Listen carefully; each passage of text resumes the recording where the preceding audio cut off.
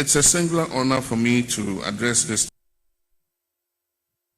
distinguished gathering at the 54th National Delegate Conference of the Ghana National Association of Teachers, convened under the timely and forward-looking theme, Education and Development, the GES at 50, reflecting, reviewing, revising, and growing the profession and the unions. This theme is both historic and strategic because it invites us to reflect on 5 decades of service by the Ghana Education Service, while challenging us to review what has worked and revise what must change, and boldly grow the teaching profession and organized labor to respond to the demands of a rapidly evolving world. Education has always been the most reliable engine of national development. Every political, social, and economic milestone Ghana has achieved carries the fingerprints of teachers. Behind every doctor, every engineer, every entrepreneur, public servant, president, like myself, stands a teacher who believed, guided, corrected, and inspired us to be who we are. Indeed, a good student is the function of a good teacher. And that is why this government places teacher welfare, professionalism, and dignity at the center of our national education strategy. This commitment is not rhetorical, it is deliberate, and will budget for it. In the 2025 budget, the government paid millions of cedis in teacher training allowances, restored promotion eligibility up to the rank of director, and placed over 30,000 diploma teachers who upgraded to degree status onto the appropriate salary scale. In addition, we are developing the modalities for implementing the 20% base pay incentive for teachers who work in deprived and hard-to-reach areas. Ladies and gentlemen, these are not acts of charity. They are strategic investments in quality education and national transformation. Teachers, through their unions, have also demonstrated foresight and responsibility. Today, the Ghana National Association of Teachers is recognized as the most progressive and forward-thinking trade unions in Ghana.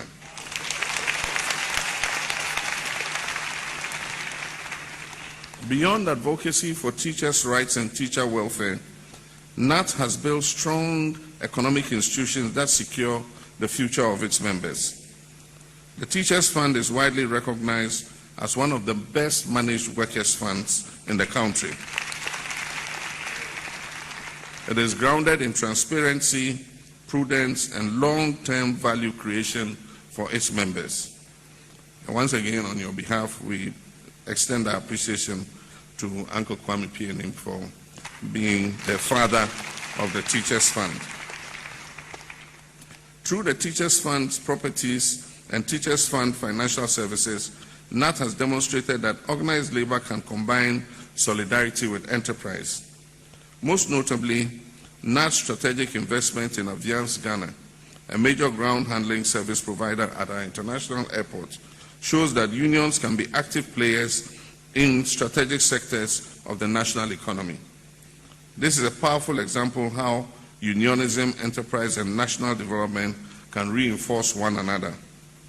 I need not mention the several hostels NAT has built, including your imposing national headquarters with one of the few multi-story car parks in Accra City. There are further opportunities that NAT has taken advantage of, which is the Ghana-Sweden Medical Center that was mentioned here. And I see opportunities for us to create a partnership under the Ghana Medical Trust Fund. The Ghana Medical Trust Fund is going to diagnose and treat non-communicable diseases. And so the Ghana-Sweden Cancer Center is going to be a partner to the Ghana Medical Trust Fund in treating non-communicable diseases, cancers, and others. We also are looking to partner with the Ghana National Association of Teachers in the area of housing. And I remember the last time I met with the President, Uncle Kwame Pianim, and the team from NAT. I promised you that in the budget we're going to make available a lump sum and coordinate with NAT, and I think you are accompanied by Republic Bank to start a housing scheme for teachers. And so this year, the Minister of Finance has put 500 million cedis in the budget. That money is going to be paid into a housing fund, a revolving fund. NAT will put some money in, Republic Bank will put some money in, and teachers would apply, and the houses will be built in the area that you want the house to be built.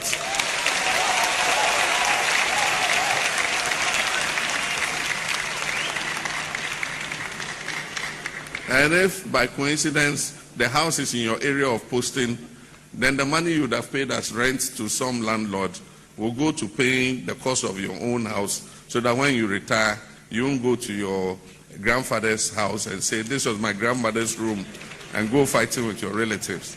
And so we're going to work out the modalities of the housing fund. This year we're putting 500. Next year we're going to put 1 billion cedis in that housing fund. Ladies and gentlemen, it is appropriate for government to deepen its partnership with NAT further, and I'm pleased to inform you that government is actively exploring arrangements to make suitable lands available to assist the housing project that I just talked about. We're going to ask all the districts to provide land so that we can implement this housing project.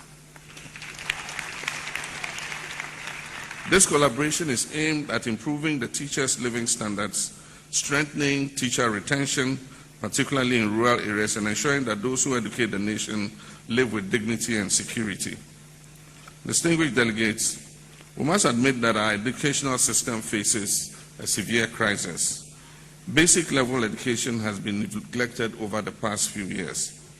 A lack of teaching and learning materials, including basic textbooks, non-payment of capitation grants, poor teacher retraining and quality, inadequate school infrastructure have resulted in a situation where students graduate from the basic level with weak skills in numeracy, literacy, and critical thinking. We must therefore strengthen foundational learning in our basic schools to achieve better outcomes in later years of study at the secondary and tertiary levels. The National Education Consultative Forum held in Ho in February last year discussed many of these challenges and set them out in its final report. The government intends to implement the recommendations outlined in the report over the next 3 years. While the free senior high school policy has expanded access, we must be honest, access without quality is incomplete progress. The double track system, though a temporary response to capacity constraints, has reduced teacher contact hours and strained teachers and both teachers and infrastructure. We're therefore taking decisive action. The 2026 budget marks a clear turning point. The government is committing substantial resources to upgrading 30 Category C SHS schools to Category B schools. We're also expanding facilities in Category B and Category A schools in order that they have adequate space for more children. We're also completing 30 abandoned E-blocks all over the country to increase capacity in secondary schools, including building new community day schools, E-blocks, in high-density population areas so that students can live at home and easily get to school. These will be high-quality schools, but the students, because they are in the urban population, do not need to go and stay on campus. They can commute to school every day, and they'll still get their one hot meal in the afternoon. We're also constructing 200 kindergartens, 200 primary schools, and 200 junior high schools in all districts of the country. This is from the Government of Ghana budget. There's also a budget that the district assemblies have, and they are supposed to build 2 senior high schools, 2 basic schools every year, including kindergartens. And so this is from the Ministry of Education budget, but there's also a budget for the District Assembly's Common Fund. And then under the Teacher Dabre, We are building 400 4-unit teacher bungalows nationwide. This is a start.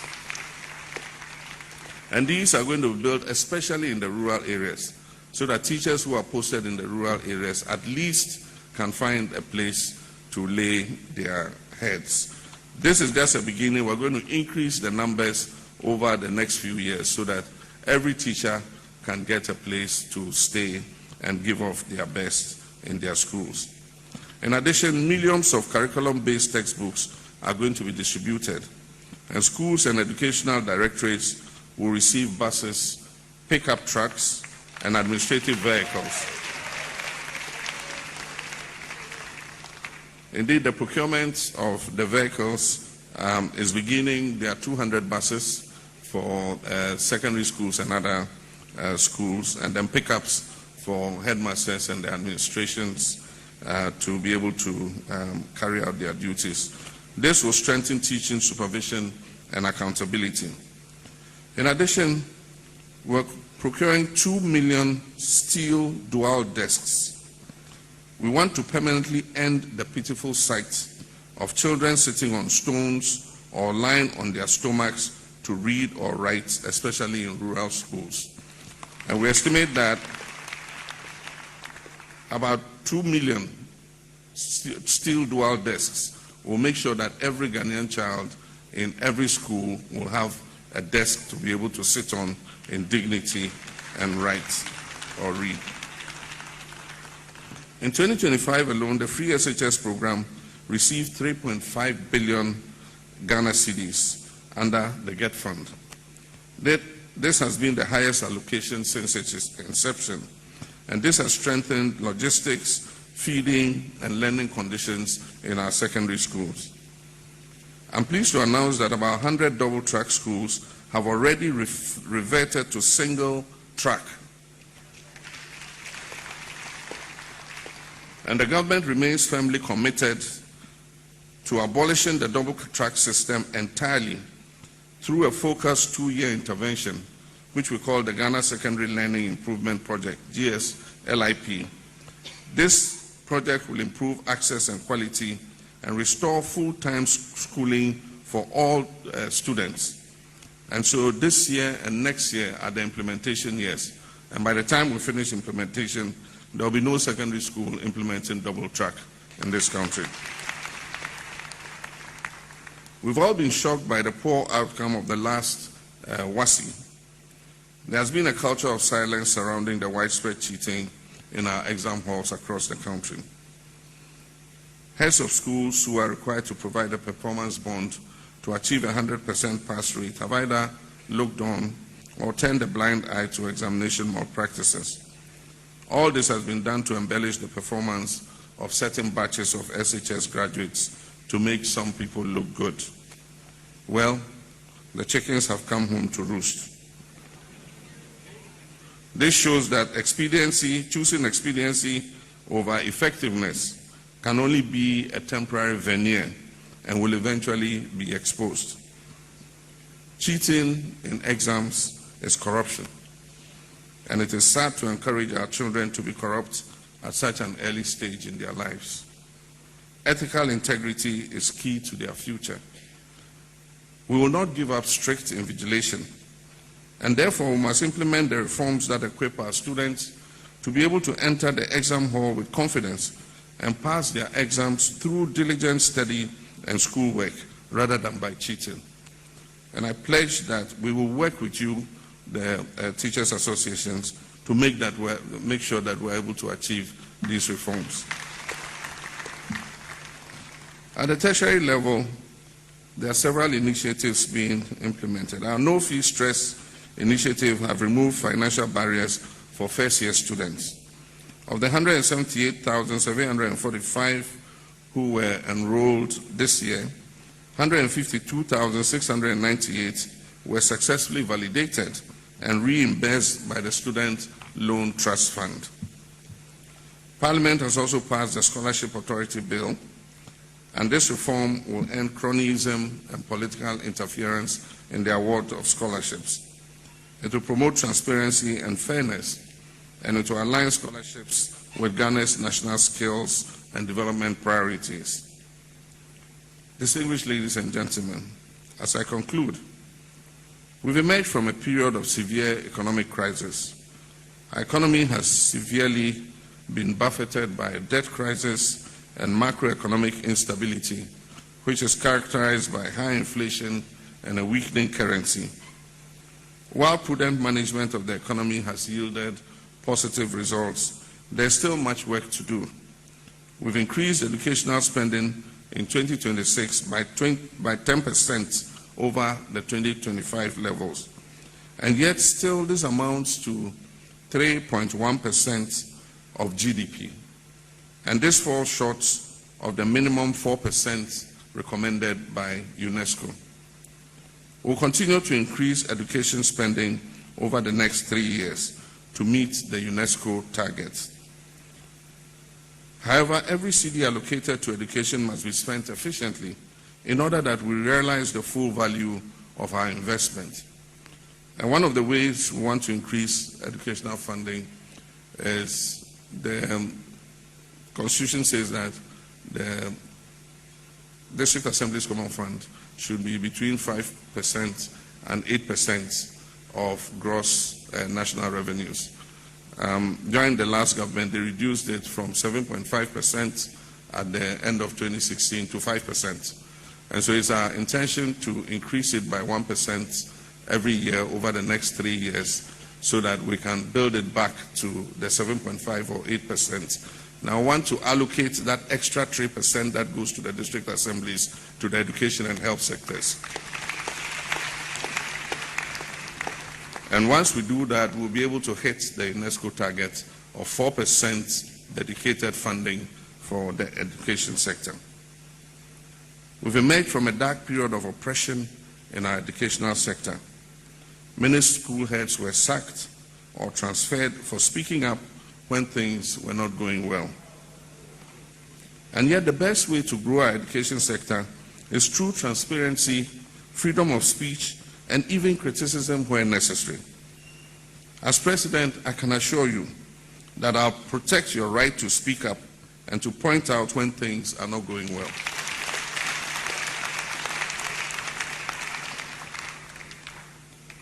My comrades and friends, as we mark 50 years of the Ghana Education Service, let us recommit to a renewed partnership between government, teachers, and organized labor. The future of education in Ghana will not be built on budgets alone, but on trust, dialogue, professionalism, and shared responsibility. I wish the Ghana National Association of Teachers a successful conference and look forward to the resolutions that will shape the next chapter of our education delivery, teacher professionalism, and unionism in our country. God bless Ghana's teachers, and God bless our homeland, Ghana. I thank you. Baby, I will be our share TVXYZ. Would power 97.9 FM. Memo official pa baby, I will be our share biano. Otredian Ponyankopon na some drink count na on show bebre. Official say no Otredian Ponyankopon ye. Wakuma su ebisade etumi amount. Ma bibia etumi adedin. Bibia etumi aye kama pa. Enti baby, I will share baby, I will biano XYZ broadcasting. I am fear. Efficacy, you see, your more official pa TVXYZ power 97.9 FM and Sun Radio XYZ 93.1 XYZ online. Ye na you see more official pa say make say afine to me akwa pro abetu ema enimu hwe nim na aye enije sa menim say bebre na ususu hye asanche last year 2025 eniama betumi afa but eniama ntumi amfa te say ma wo hwehwe but begidi say afi no say de nyame beta ye bibia ho a ye be begini year na right and ye be begini year na right de ono trade ampo nyankopon waka wo Jeremiah 29 verse 19 say yesusu hyehyɛ ono twedi ampo nyankopon no obetumi aboaye ma waye no nsusuin ne hyehyɛ a owo ma mende wo a wo hwɛ me tie me ni sɛ enye nsusu hyehyɛ ne hyehyɛ boni kra eye hyehyɛ pa a betumi aboa me ne wo na yetumi edi wa brabom ti afi no otwedi ampo nyankopon oyenyanko a ye twe na ompone ye de biara da nipa do ho tu nipa so a Sabi obedu hwambo na nyame de wodo hoto no so a ondu hwambo de biarada enti 2026 metibia no meye beye bia ye be ma otweri ampo nyankopon edi ye kan ye mfa ya dwen ye nte ase emfa nya adeda ye bibia ebebisa no fi se ono ne alpha and omega nyame ono ne nyame a ye de ye ho twere na ompo ne de biada otweri ampo nyankopon te se nkyene ha so nima enye de we ye aduane na wamfa nkyen kakra nguma on say we de tie kakra saa na nyame tinti 2026 ye hya atare ye didi ye nom ya wariem ye dwumam ya nyankofam ma ye bia no ye ma otwedi ampo nyankopon di ye kan ye mbisa no ye mbom ye nhwehwe wona kwan mu na enema betumi akonkan na bibia so etumi adedin saa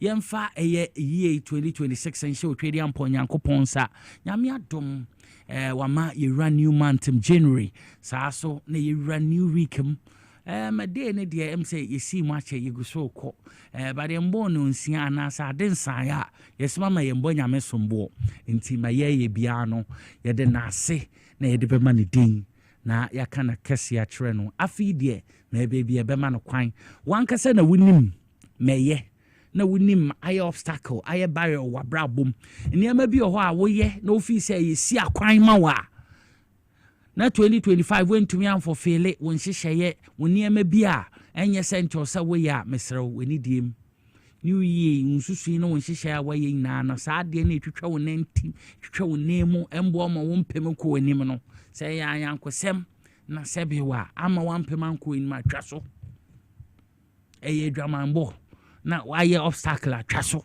eye nsanom eye wi ade bia wankasa wonim se saade na eye obstacle ma eye barrier metwetwa wonanti a wontumi ampem anko anim yifi wakwan mu yesi afefufuro mu yesuban bi wo ho a emboa ya yenyi na yemfumi fa suban papa na yempem nko yanim de bia mekasa asemi enye ye 2026 no na yewura no na ebesesame bare ye me ne wadwene wade ase ye konsori ko bompa ye kansen bebre bare enye ono na ebesesa bibia ewo wankasa nipa no ho ewo wankasa wo ho anti yesi afefufurum suban bia nye bia yenyi emfi ho ya yentena ho na yentutu ye niema yi na menim se afisese obekasa ampa mehwe TVXYZ mitie Power 97.9 FM Nicholas Kansanti yem beginning year na right na menim say beginning year na right every year na so many na no we will come out victorious na be joyous ebedi ewusie adanyame ase se bebre na na waye edi amaye jesu amen bebi a wo bia na ya pema kwa enima say ansa na mebeka say hu his excellency John Dramani Mahama ayo twedi ampo nyankopon ye nyame pa ye na doma on the 7th of January 2026 you know benya year pepepe but ye hwe papa yi ekwan a enye ye edwuma wetumi abona ebra dwen nti ase so na menu na ye kwa nkotodwe ni ma ye nsra nyame se omma the first gentleman of the republic omma na hoden omma no nkwa na ontumi nsipin sita omma sabiwa ondwene na omboa no wone nyansem na nanti nyinamu na omfemboa man no anti mameka eno no se yenyina no yenkɔ ekotodwe ni mensre ala yense otwedi ampo nyankopon so omo president ho ban because wo papa no ni tiri mo po na dwene pa ne nhyehyeye na opese o my Ghana oni ekɔ different level nti ebehia se menu na ebesra nyame ama ye papa ye vice ye president Professor Nana Opoku Agyemang so na the chief of staff Honorable Julius Zebra any appointees in Penifua a omobua His Excellency John Dramani Mahama mwebu mani nano ebetumi asra nyame amom mapo muden na omonye ye kendifua ombetumi aboa ye mo man esipi na esita na ye pema kwa enima His Excellency John Dramani Mahama ekopiem the Ghana National Association of Teachers, NAF. Jumedi Omudi University of Professional Studies, Accra, UPS of A. His Excellency John Dramani Mahama Akasa Bebre, Onene Yehuye, na Etregono. Or the Atuja say, a buying or not buying be review single spine, a pay policy no, or the Tuja, now or chair concerns over a 30-year pension scheme on so, or Kasafa Huye Papa. Abra mekan 54th of a national delegate conference koso the Ghana National Association of Teachers you try so kind of not jumedi no course in there Bebrenana His Excellency John Dramani Mahama Kasafa ho na make say Ghana you can economist penifwa senior economist pa onyo bia say papa Kwame Mpiani ono so kopia jumedi na say na oche gidia His Excellency John Dramani Mahama Panya wafaso wama Ghana economy no asensi ni dedem na eniema ekoso yenkotie abrasa adwumedi ekoso wo UPSC yenkotie mra. My concluding remarks will be very short. I think the president didn't want me to counter all his propaganda.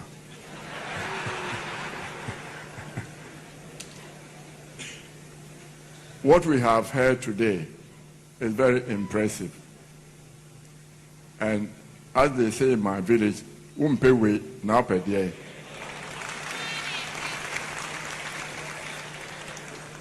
I think with a combination of the Minister for Education and the President, both very good at listening. When I say that, I get into trouble with my people.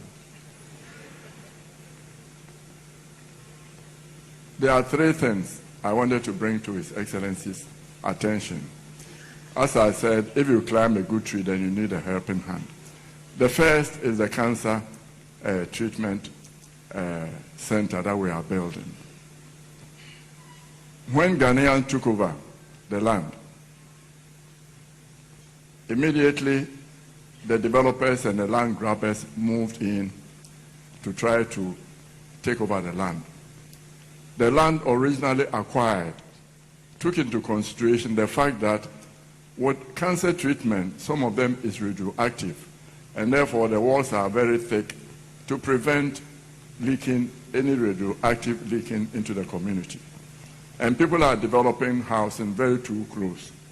So one of the support we want from Your Excellency's government is to please encourage the Minister for Lands, the Greater Accra Lands Commission, and the Environmental Protection Authority to make sure that they secure the place for us so that we are here to cure cancer, not to cause it.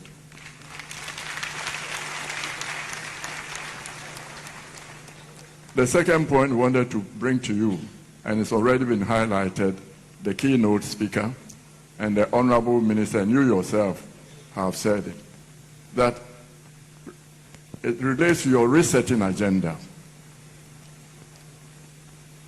The compensation of teachers is important, and therefore in the resetting agenda, make sure that when you make the structures, the equivalent of a teacher to any other profession, there should be a 20% premium for the teachers.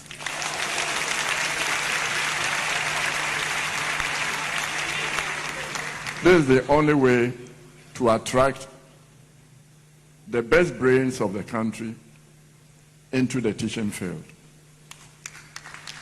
Let's compensate them very well. The third one relates to the funding for cancer treatment. All of us of black ancestry from West Africa are prone to prostate cancer and breast cancer. And 2.5% of all of us here will sooner than later get some cancer. So when we are contributing and you don't get it, say, but for the grace of God, there I sit. And Mr. President, I congratulate you and commend you for the Mahama Care.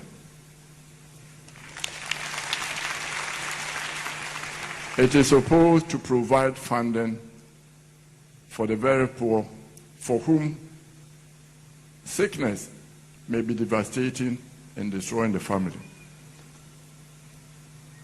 Our plea is that we would like to collaborate with the Mahama Care, and we want you to put in every year a grant of 40 million Ghana cedis, and customers, patients from the Mahama Care will get free diagnostic services, not only for cancer, for cardiothoracic, and for kidney diseases. As a quick procure.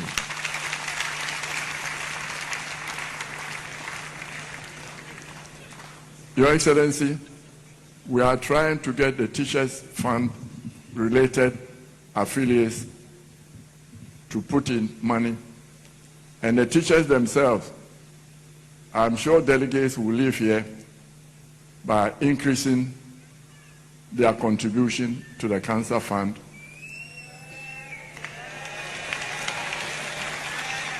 From 5 cedis a month for 5 people, that is 1 cedi per family member, to 30, which will be 6 cedis per family member.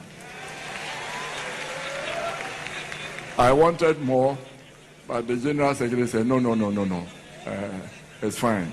So we'll be putting in this money and then grow it for the next 5 years, do the satellite ones, and then hopefully it becomes commercially viable and be able to go on its own steam. And as part of the funding for the Cancer Center, Mr. President, we are going to institute on every Teachers' Day a national lottery. And the national lottery will have 3 prizes: 4-bedroom, 3-bedroom, 2-bedroom.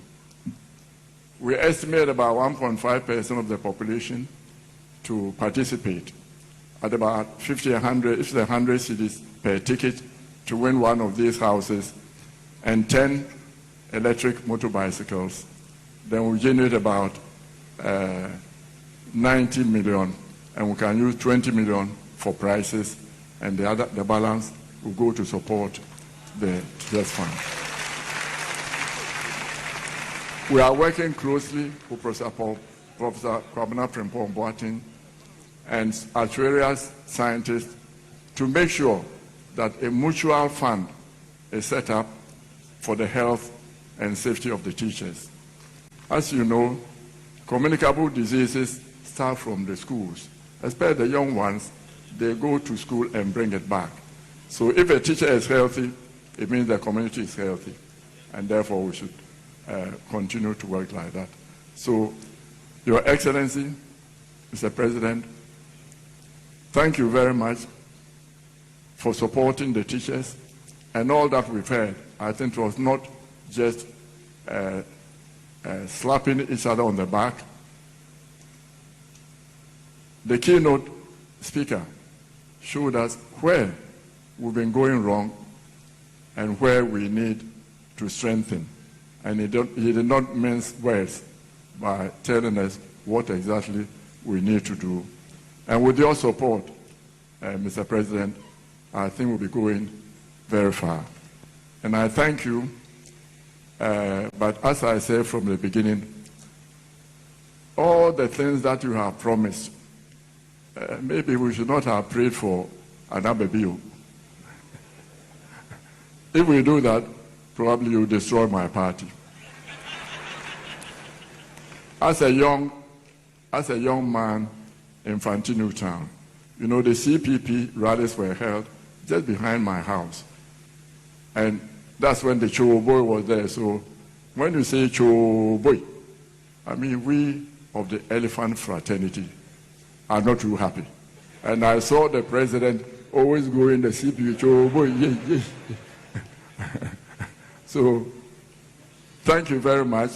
And teachers, delegates, please support your members. There's only one thing that I wanted to add, but I was being advised Please don't do that. Mr. President, we congratulate you for your appointment as the AU chair for reparation. I also understand you are tapped to be the next OAU president. And one of the things I wanted to appeal to the teachers, pre-tertiary education, there is no reason for there not to be one union speaking with one voice for all teachers. And I'm appealing to you, Mr. President, to task your very able Minister for Education to give you a quarterly briefing at what is happening so that by the time we end 2026, we'll have one strong union speaking for pre-tertiary education.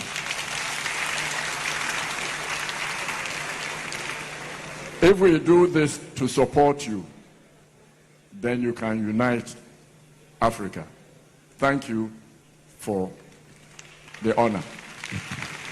Enti Mr. Kwame Mpiani or economist ono na no so ekopie 54th National Delegate Conference ekoso Ghana National Association of Teachers ye twa so kana nat okopie mo ho a ode nensam tu dwa say His Excellency John Dramani Mahama kwan a wafa so ebo adwuma no ogidie woni mu pa sana ban no ebo adwuma yate nsem bebre nanka say His Excellency John Dramani Mahama enche AU ono na obedie kandifo bona baso dwumedi odi nyina no yehu ensema papa yaka wanka ni na akwa osan so biom osan kai fa teachers welfare ho kwan ya be magana so brains yenim omo nim de pa betumi ewra teacher because teacher edwuma de oba Ghana ha yebu na nim tia pa ade a yebu teacher edwuma na nim tia wo Ghana ha enti we ade a ode atodwa say the teachers in so born sem papa enti teacher foi asem then say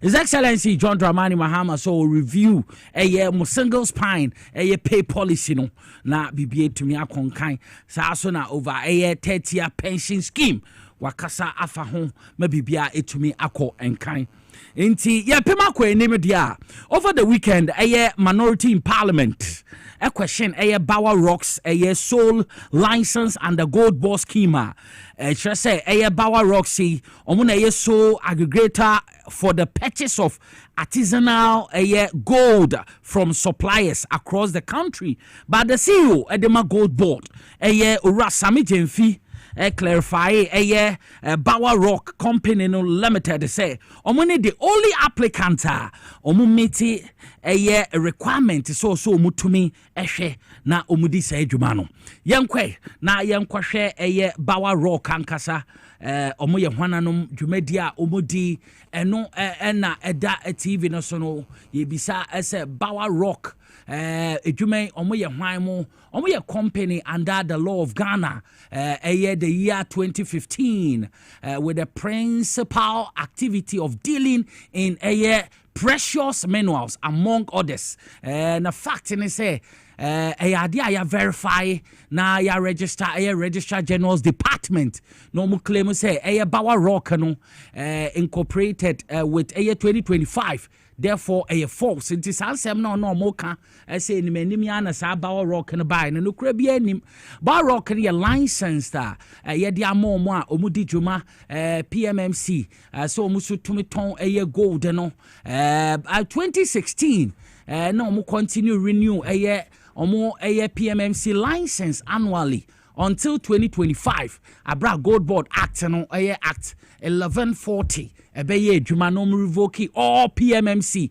licenses are no de amobia in 2025 Bawa Rock no ye license by Gold Board as an aggregator for Gold Board enti Bawa Rock no one of the main suppliers of gold to the aggregators under the Gold for Reserve program of the Minerals Income Investment Fund can MIIF no and Ghana Bank of Ghana between 2023-2024 nti saa na tie ye ka bawa rock ho nsɛm a say ɛno no ye pem akoyenim a ye bisa say is bawa rock the only licensed buyer who buys gold for gold board ana and so ya asama ye bisa na answer ne say the gold board no mo operate a 4-tier licensed buying regime namely your tier 1 tier 2 aggregator and self-finance aggregator license inti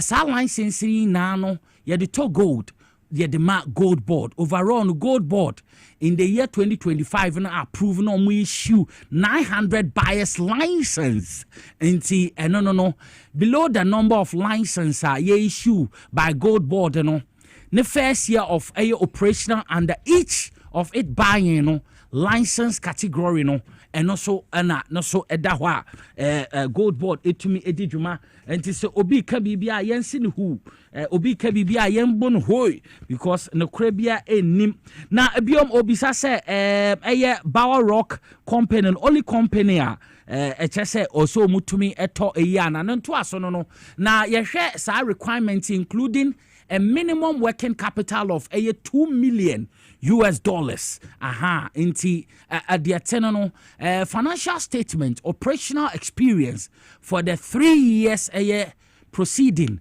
the license application. Now all gold board license requirements can be found on the website. Inti so upe bibie ho a ukọ gold board omo website ubehu ni na wo ho. So na critical importance share requirement of bank guarantee, an advanced payment guarantee from a recognized financial institution. No so according to the insurance policy of the gold board, and it covers for full capital support, and the license applicant is seeking for a gold board. We also have a crucial requirement. Be designed to create a monopoly.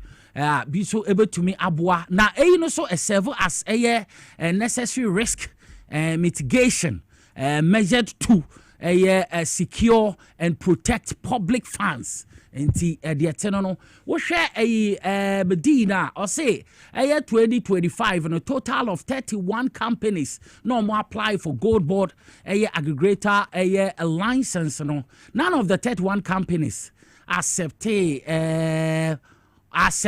Bower Rock. Now omone to me MET the most important financial requirement provide a bank guarantee and advance payment guarantee ni na no Bower Rock na omutumi edi se adwuma no enya no pepepepepe. Therefore enye monopoly to say ma bimo wadwen no rather mom only company me pacho so far utumi emeti eligibility criteria for gold board aggregator license enti adieteno no na wo hwe ma ekona wo hwe abra PMMC ye dane no na ni na be gold board na sa adwumedie ekoso ye papa panti omu renew omu license omu tumi di ye adwuma PMMC asesi an ye gold board from February to June 2025 omu ye adwuma were 3 main aggregators including Bower Rock no yenko enim yeko yenima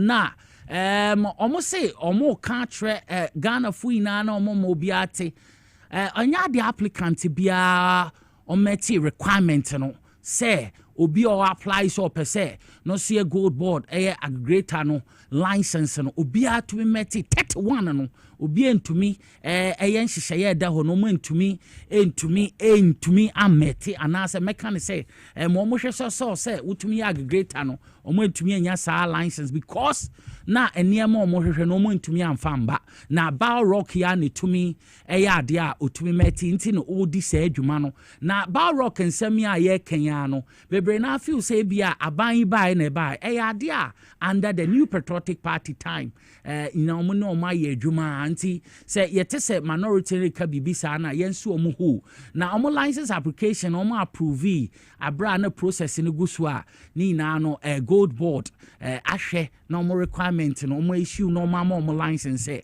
omo mfe endi adwuma na gold board so committed say principles bia wo ho transparency fairness wo omo adwuma omo de be ye adwuma na omo ye happy say omo ne any company obeba bia no omo ne be ye adwuma so meti criteria ne de ne be ye adwuma na omo am license ma bibia tumi adwe aye kama gold board say ye mo bia ante so bia anya abotre na risk mitigation measures no omo institute a omo be secure no omo protect state fund to increase the number of aggregators omo ne omo bedi adwuma enti we ni nsema say ni na no omo de atodwa efa gold board asoyo machi ma atodin na gold board bi omo de atodwa say two aggregators omo so fund liable for regulatory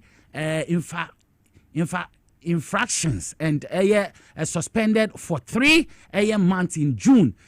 June. Sasona omo their suspension no since being lifted na ye no however no omo chese sa 2 companies ya na yenim say abanda da na 3 aggregators no wa say about rock nkwa ye we no omo metie na dwumadi bia na omo dia enkwa ye ntie suspended omo ade at time a ye betumi a left no until so mbetumi meet sa criteria no so license no yemfe mo but omo meet sa criteria why not mbetumi ahwe ede amomo because also munya bank guarantee advance payment guarantee ni na no mbeji ede ayi sa 2 companies so apply for but ni na ade na omo nhihye no ensipin sita entina eba ne santi so obi hu se anase ye kase Bao Rock na ye sole aggregator me pacho bebre auto gold na ne kura bi enim ade omode nhihye to ho if you meti a eno ano no na wetumi akọ wanim ti we ni nhihye ya gold board to ho a Bao Rock no emiti na Bao Rock na nye nde ne ndrachi na omo hye adwuma na se omudi djuma banda de na abresu na na omuni omudi djuma anti de teno no say minority na anye omuntutu yi ahwe niema bi yi na omutu sa na mo no nti gold board anu yi na ba obi ehun say emuda ho kama pa na ye pema koye ni ma over the weekend last week ba weekend yanti asem papa ye afini kwa ye be renew ye course Western region aboso Prisia Uni Valley ne ha adwene ye papa yenim se wo kwate se oboase wo ko bogoso wo kwatakwa wo ko aboso a yenim se de ye wo Goldfields mines akese no mo ho na wo ko a mines no omo shaft nsa na ombe kan pit na na ebo no wura ho bia na omo ba ko mutumi kase we de ye de mamai no nti free ahemfo amampanifo omo ho any assemblymen in penifo ho ina no mbebu no rema sabi abo no omde beba no omde ba omuche bi nananama ahemfo nya bi mpenifo ahro obi enya ne de na we na His Excellency John Dramani Mahama MPP time no ye be ka ka ye ho a no omo no omo frɛ no ye friends community mining na His Excellency John Dramani Mahama bai no ohun se NPP time no omo community mining no sabi wa na akoye party constituency chairman constituency secretary organizer no match am omo no omo yes adwuma no ye be cooperative mining na impo the rules and regulation bi atoto ho ye the measures bi betu o meeting a no matumi ayo omo documentation kama na musuma didi ho nti wo ko boase a shaft ni bi o ho a omo rem a mine no omo su didim wo ko bogoso obehu bi o ho wo ko takwa obehu bi o ho wo ko aboso omo bebre omo apinto wo ho omo wo ma aboso gangwe wo ho na aboso gangwe no ade omo hye omo dwuma di ase a omo toto omo niema na omo wo ho na company bi ba ya see from global all Chinese ni ba bi no da no ase sa gangwe na omo di ye cooperative mining no omo abese sa concession ye omo dia no be so on say na concession no why na dem omo omo say abandada no na wotie nsɛm na omo kekani na ensi so ensama global of work kekani na ensi so ensisi so a say si omo kra na mabosu krom ho abro nyen omo ma eye friend say asori ne asomba mo ne eye oye say mo njeje to accept them wo eye abosu mpotem ho tis alleged say omo rewre mo kra na ompe say omo mama eye bi musika mo omo accept omo ho na sa ebon ana shaft wo ko mining area na shaft no na omo didi mo no sa global of ya bani omo tweman so aboso gangwe nso chenchina anchen ompese omoje na when na last week me see wo ho pinte enti mon show aboso gangwe ni when ye galamsey na ye de say ye nsuo ni bi when ye ye friend say surface mining na ye bundua na ye say kwaye no we no ye bon doctor mahu enti we ye bon a ye wram ye kwa asase ase omo kwa ye abo na omo de ba na omo banyam eno ni o mo be pese akom ni nchirem ye kire bibia mo hwe ni ye enti shaft no mo na ye twa aba no enti wo hwe a we asase ase wo hu omo wram say ba wo kwa wo hu say asase ase cause a shaft abrofu ne betu ye abo na omo bu ma ewram na em say wo betumi afi ha doctor akọ ye friend saying wuti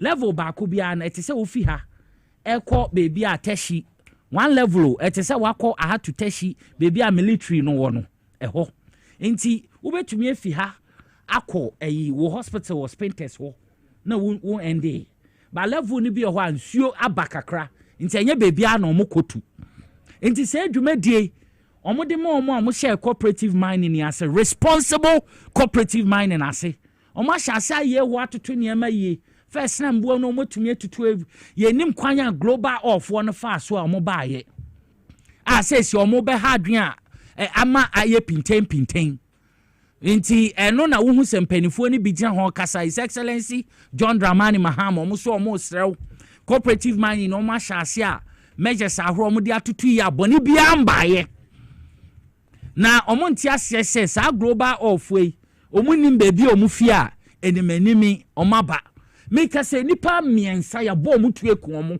watakwa aboso asem na mike in Prisia Rini Valley constituency ya bo mutu enti sa wo hwa ubehu say abosoman na atuntosu kokko no omo nam ho abosoman na say si omo so omo nti ase because omo so eye bon a ye de ama omo say omo ndidi hu nananu ma himfunye omo say obi ipam pempem abosoman we so na ema omo employment kakra omo didi hu nti omo nim ekwanya sa global off no aba omo di bi ma batututu ameka sei nipa miensa na ewu nti mo hwe abosoman na asori His Excellency John Dramani Mahama omo di afame so say yemfentu anim because pinten ne mentem ho ase ekoso aboso no ha adwen omo na nim say yeyi sa pit na ma omo ana shaft na ma omo say omo ndidi hu no omo nim kwanya sa global off no e dia ba chenchina achen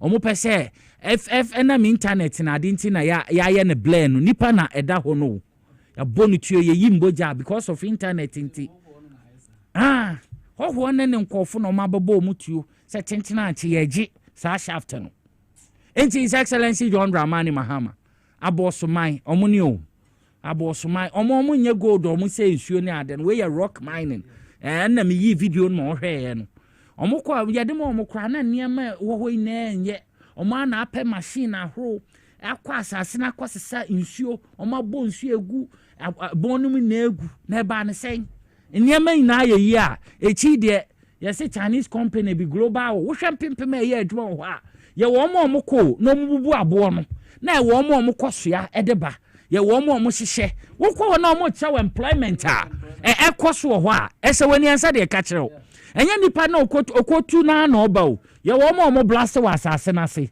ye wo omo yima ye wo omo hyehyɛ edigu bottom ye wo omo kwasesa ba ye wo omo etese wo hwɛ adwuma doctor me kan kura kyerɛw a wo ko wa me ntratra be nipa 20,000 owo bia mo ye obo bia mo ye nti pimpim sankofo iba na omo kwahye ho a no omo de akọ alovia ye wo ba ko bi e friend alovia ye be he na yensu sei obehene yensu sei no mo ye niam enye enti sa me kwosui honorable Emmanuel Kofi Amaboa His Excellency John Dramani Mahama abosoman kire se titu youth no omo pese omo chinchi mo nsa na cooperative mining no omo ye ho responsible cooperative mining no omo ye ho omo gifi omo nsem so omo sraw mo de to anim cause mo ye no ha adwene ye pa aban dada no kwan o ye ne hyehyɛ basasa global oil foi na se aban fofora ba na tie timemfo first na ye makwan ma hohu bi ebesisi abeje ade omo no hawa na ehwote aban bai omo siesie ho fa obi a wo ne tag ne ID card nti wo kwa asase ase na wo mba ya ye nimse kwa me ewusi kwa sha asase ase wo mba wo kwa omo clinic ketwa ho first aid ni ade kama pa because ni ayen hyehyɛ ya wo cooperative mining no enti wo hwɛ mo dwumadi omo didi omo a ha adwene His Excellency John Dramani Mahama so omo de tu wanim abosoman ase omo ahwɛ omo bechinchim omo nsa we are penny bia so na wutaye kira because sa hyehyɛ bone na MPP aban ne sa global of 4 year no aban na gu na His Excellency John Dramani Mahama accountability pay na odi ye adwuma enti sa we are penny bi na wa aban mu na wo pese wo support masa global of 4 sanso e de tatashi pakwachi kwasha asase ase di duma na bosoman komedi omo na ye bibia wo ho a e wo de tie ehu tuo na last weekend ya boni pa miensa ya bo mu tue ku omo aye bibia wo ho mpanimfo nhwe His Excellency John Dramani Mahama ma honorable Emmanuel Kofi Amaboa yesremu mu hwe na omo ma gangwe no omo cooperative mining no enkoso kama na omo ho a na obi abetwetwe po ama esi akro mu suro because e yade a omo guso omo ye omo nhyehyeye tuwe die omo se mfentum panimfo anim nipa miense na efim e ha adwene ye ti panimfo nhwe na omo mboa na abosoman youth no nkoso nye omo cooperative mining na bibia entodin enti diete no baby adru yensembre ye ne belated birthday Dr. Amponsa. Oh, na Dr. Jami no na me more than 13 years. Enya hana minimo. Me year P. Birthday. Yes, and udi ye pa. And that's so na first Sunday in 2020 yeah. Tendo bon fita. No crime call site you. Be night. Yeah. The site and our much. And the bro we know we interview Chris birthday be the Christmas the New Year. How we leave him him. Beko kakra bende. Bibi aboko de. Oh nyame adom. Doctor me hu ana mani age fi say me ameti hey minimum more than 13 years. Yeah. Na me odi mpa FM sunyane. Na e yade a wo ho de crans ameba. Na me buy ade ambetin say na e hokre bon sambrane bi Dr. Amponsa magic. Dr. Amponsa magic. Say me hu say what ahan e de sayare awo ene yare ahoro a wetumi aya wo bie phone line say wo be hu dance die bro half for the bro so kra wa gidi mapa we be piem nkran wugo so ebo adwuma obia nipa ba komienu a ma kire mo ma ba ho ina no o ma be cancer pa afa ho minim say nda afoforo hwe afoforo tie yen mo wonde pa ma yen na new year so ye beginning year na right ye beginning year na right there we are beginning with Dr. Amponsa magic fair ye pe sickness free na bibie tumi akonkan doc and the day no my me da sebebre me chia Nicholas me sanso echia ahwefo nyina ene atiefo nyina me din de Dr. Amponsa me ka jesoma me se wayare safie Dr. Amponsa Herbal Hospital ye wo Accra Spintex Coastal Junction tiemie udru Spintex na usi form e wo Coastal Junction a busa taxi station e wo hodo se wo hwe Dr. Amponsa ombeje okitwe bi 15 cities anase 20 cities ne ye de waba se wo ye obi a opese ofa Uber Yango ene ne ye keka ho nso a eno an se wo bebo Dr. Amponsa Herbal Hospital Dr. Amponsa Herbal Hospital Edobeba Street se bia owura fi wa mfa me number nso a kogogo na bo Dr. Amponsa Herbal Hospital ana se bo Dr. Amponsa ubenya me number simple na wafa na se wo ye obi nso a ebia na utie radio ana se wo so hwe TV but wo ko ba bi ma me mo number no na ne 2026 ene ye wo mu said ye kono no different ene 2025 no different wom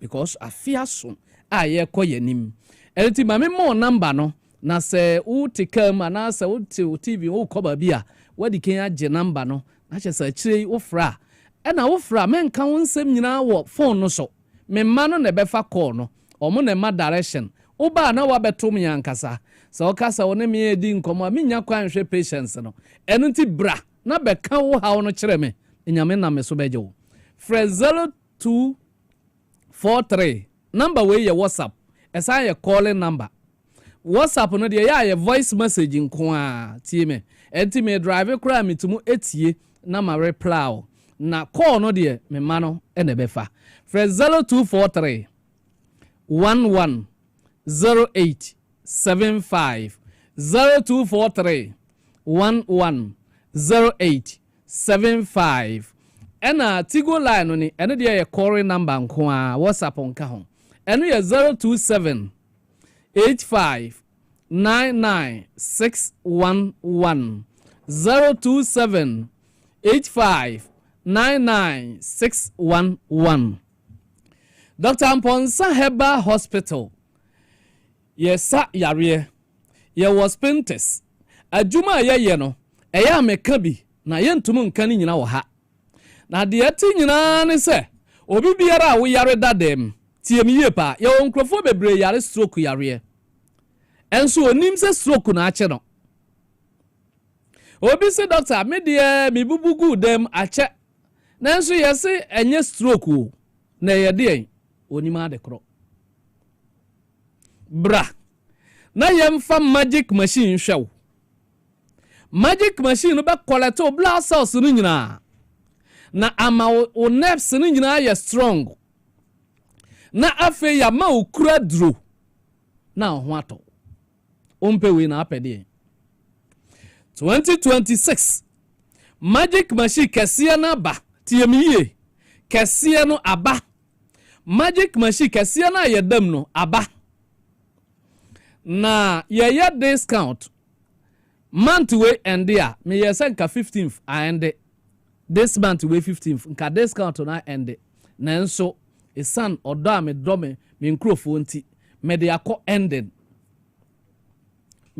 ending last me ni Mogabi kasa Mogabi ka kire bi say doctor fa kwa animu kakra ma ye nkrofo no eno nti me de sa discount no akọ ending this month ending enam de akọ so wa ma price no be ko ba bi ye wo no a mo hwe me ne ebia na odiye no wo sciatica onantini wo osteoarthritis spondylosis osteoporosis ene ne yeka ho ni nyina e wo ho na ache onan ase ena ama sciatica asoso onantini Dr. Amponsa Herbal Hospital ye be sa yare easy simple oba e wose ye do koto magic machine so aye do beto so within 40 minutes no na pains no nyina ayira sa na tie ye won krofo bi mu wo ho a na chika se no e na anya problem wa ko hospital yes o spondylosis osteoporosis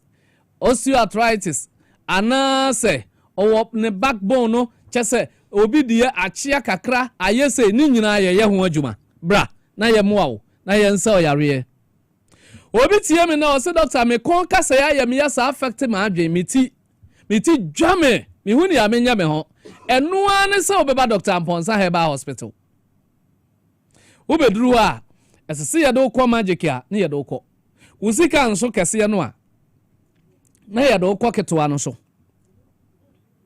tie me ye pa obi wo ha ne problem no eye ne ba bi ba ko pe ene ye ne ya ehia se obebo ka kese akọ magic kese no so ye ketwa no ma wa ebekọ osam ye ma okura duro na aduro na kunkura wo wo system nyina ye obi wo se doctor me de no makọ hospital ye hu adekro but ne ye mini etoda miti pae me ɛhɔ na me kon agene machika se ye me ya me mfeta wo me yam ebobom wani so chiru kakra o ho hyehye kakra ɛyɛ wo sɛ wo yam atim kakra na yam ahwie kakra etoda na wa ye weak etoda na wa ye okay typhoid fever na yes ah typhoid fever na symptoms no oba ye beboa wo ye onkrofo bi wo ha omonanse ataitai ohunu ade kro ozi doctor menanse etoda na ba etoda na ekọ o kidney no bo okoko se oyareba tie mi ye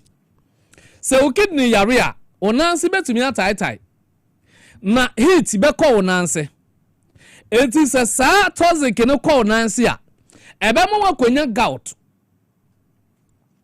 bonzo ukotodwe na nanse aye dududu obi wo shempaboa etumu frito wo hunu minua gout na sate aba bra na ye moa ho cells na wu bra na ye nyane no ya do ko magic machine mu a ho cells na awu no nyina be nyane no waye abrantia na ababawa sa na tie magic machine no kwadamu a ebe ma wuntini no mu nyina ya kama na moja kwai no nyina be ye okay cells na awu a ama wo nipadua no wu no ebe nyane na wo system no wa wo nipadua na ya abrantia anase ababawa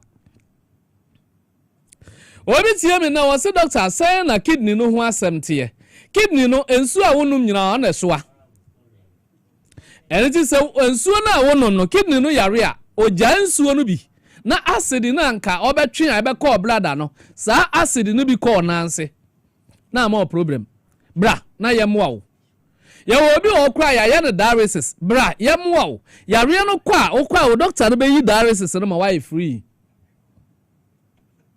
because nsuo no otwe a onya bi okwa otwe a onya bi na che sa ade no kọ ya wo yare bi efe na sichire yare se wasichire ene doso a anka wokọ a eno ane se wagye asichire ni di na nka yare no kọ enipa bebre wo man mu omo ye doctor nso omo nim ade we american o se doctor ya sisi ma sichire ade bi ya sugar wo no mi ni bi aduane a midi ne amane ne nsasawa na amane ne nsasawa wa hoɔden a anka amane ne nsasawa anka ɔmo afɔn mi busawo se obi yare diabetes asikyire yare na wosi wonni amane ne nsasawa se obewu o tie saa ne ma wei se wo yare diabetes a bibi wo yam a friend pancreas o pancreas ne yare o pancreas ne nyoke o pancreas asikyire ba wo nipadua udidi a aduane no ye adwuma wi a ebedane insulin no pancreas na de be ye adwuma eno na ma nipa energy ahoɔden but e bia o pancreas ne yare nsi asikyire no ntumu amfa nya adwuma ma tie basa asikyire do be fa mogam tie ni ye asikyire na fa wrong place e basa na broni aka kire say wo diabetes sa wo ba ya so ya ye no nya asikyire no ye kwatake no ye kolate o pancreas no ama o pancreas no ho toro no ankasa twe asikyire ko mogam no de ya adwuma e basa oni asikyire yare ebiem ugidi ya de bra anase o believe say ne yemeka no ye nokre na metumi aboa wa bra o believe a sabi o mpraduasa me ye sorry say me kan betumi afa problem obi wa wo kire no adepa ofre ko se media menyini me honya ogidie na ebe ya adwuma ni ya me wono na besa yare na enya wo believe nka menim se wo fie ogidie anka ohun ato dada enema bi wo ho a ye tu ho na mo na watumi anya onkwaje ene se wo diabetes a West Africa nyina me ne best upompo sa na tie eni se wo hweme ne na wo yare asikyire yare efen diabetes na tifie se yese yare no nkọ da bia wo nidi ye wadua tantanta na wudi wo be wu asa kwa na wo nuri brano men kwalato pancreas no na men fa magic machine siw so men kwalato pancreas na men ma okura duro na nkum kuro no a ewo pancreas no na hontow na wadi asikyire no na asikyire am energy eno ti a wo ne obantum na no because asikyire new system no sa that ye e onkrofo bebre ho mo bre wo wiase nanso Dr. Aponsa Herbal Hospital tiasi die mo ho betomo ye obi ho se doctor media no eye awo problem eye awo nko ade a se open twins kra nyame na me so be ma wo eye enye se wo be so ahwe meme nana owo me papa oyo oba owo ma 17 ba ku na frim 16 nyina na omo na mo the last boy owo no was 65 years oba o enti awo no umbu nsa ye ne ye be mo waduro mo wabu nsa na ya mo waduro mo watu nkosua na wanyensan simple hwehwe machira kwan na memo awo ena obi so o se ne dia ne se nanum bon okasa ni pe enyina ho obi ntumu nyina ho wanum bon yie pa ye wo yare bi e friend halitosis obi de brain tumor bibia hunu ni tim na apai agu ni tim obi de throat infection obi de ne gam no ena wo infection obi de esophagus infection obi de efriniyam ena eba na obi de indigestion odidi andagesi hwe wo sa nipa no small thing mame brana yem wo na yensa oyare na anum kankan firu so na yare bone enipa hia yem frɛw owura ho meboa simple nyame de ho tumi amame ya won krofo bebre wo wiase a omo yare BP nanso omo nim BP kranti ase sa wo BP a ada sa wakoma enlarge ana sa wuntirim wasisi ana ekura ba wuntirim ana sa akoma na hoɔden aba fam ana sa nipadua na ekura ba mu mo sa nneɛma we na ma BP kɔsoro ye quality sa nneɛma nyina BP no ne ba bi gyina BP nye yare kyerɛ sɛ ansa na BP ba yaw no na bibia to sintidua wɔ nipadua nom sɛnyɛ saa na wate asɛmbɔne bi ɛna wakoma tu bebre kasa ansɛm no ɔse doctor media me BP no menhu ye ka asɛm kyerɛw na yam hye wa BP bɛkɔ soro ye fro 30 minutes sɛ asɛm no ye ka no kora ɛnte saa wo BP bɛba fam medema no esi ha na me ka kyerɛw sɛ wo yare no burning sensation ho hyehye a brana memwa koko na fifiri wa brana memwa oho ye obasabasa sɛ wube brana memwa magic machine wo ho bra na bɛda so enye yare nko na ade bɛba bɛda so obi wo pɛ sɛ onyini nkyɛ kɛkɛ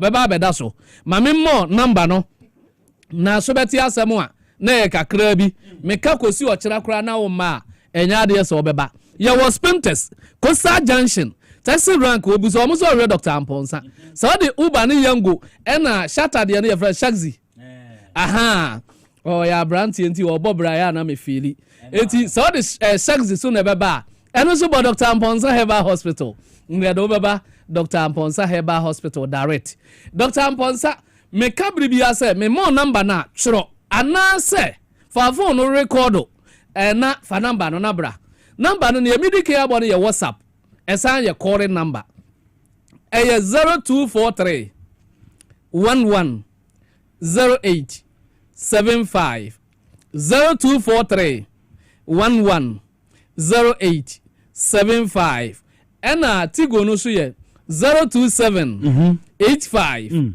99 611 027 85 99 611 Nico me da se bebre se wa ma me bre na me ne ahwefo ne atiefo abonkomo na na otwo besen yahumi bi okay me din de Dr. Aponsa me kan ye mhia ne se jesoma me se waya resafi ampa Dr. Aponsa more than 13 years na menim papa na adwuma obono esewani ensa de kachero baby a wo bia wo tie me wo hwe me no hwe ne kira kwan wate na oya bia oni me de papa ensa ma wa kai na mentie ne tra to ampon anamo na kosia Dr. Aponsa na obehu se no kre ye wamaga na ye wamaga hoho ma mfanchi akese emfema Apostle Bright Ekombia ono na oye sofopani oda Good News Chapel Assemblies of God ewo East Legon Hills ho ono no da no na yere eye asafo mame Lorishia eye mbia mefro eye prophetess ohu ade bruta Masafo Mameno no. Maminchi am na minchia Good News Chapel, Assemblies of God, war East Legon Hills, Asoro Menina. Yami Admocha, Tuesday, Yebishia. Yamin come no show. Maminjabu phone crato. Meba. Your Honorable Peter Yakwachiaka, former Member of Parliament at the Amenfi Central. You better in Kasaso, na ye sign war Sadiq Abubakar Suleiman, and also communication and research team member, the Greater Accra region and DC. The Mekukudamina Mino Mobetijuma, and maybe I will be ano, ye beginning and right. Na jumedie no ye inside politics. Mamin trame humbra, meba and come on.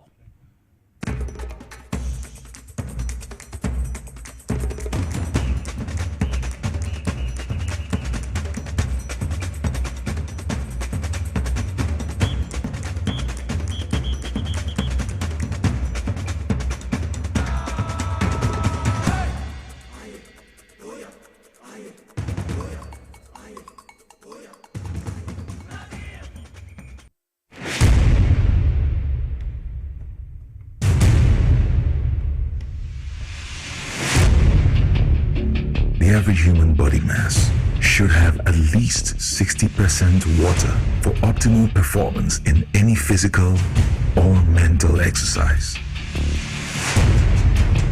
We can help you maintain it naturally.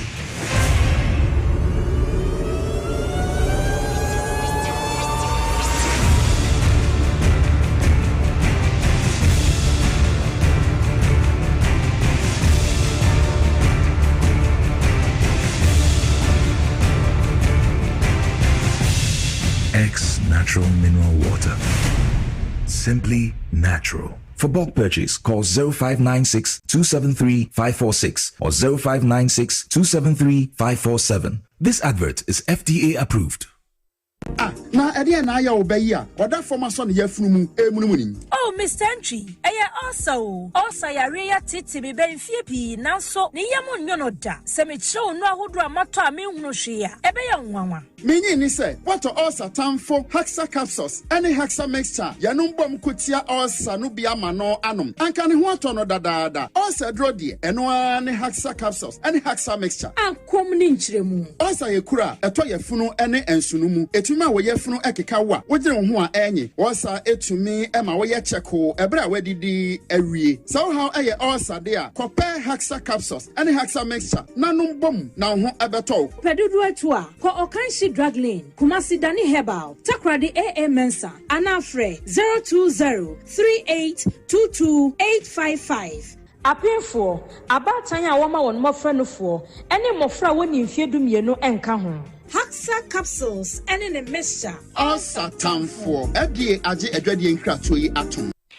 Hi. Now let me tell you about Safari Valley Eco Resort, the first of its kind in West Africa.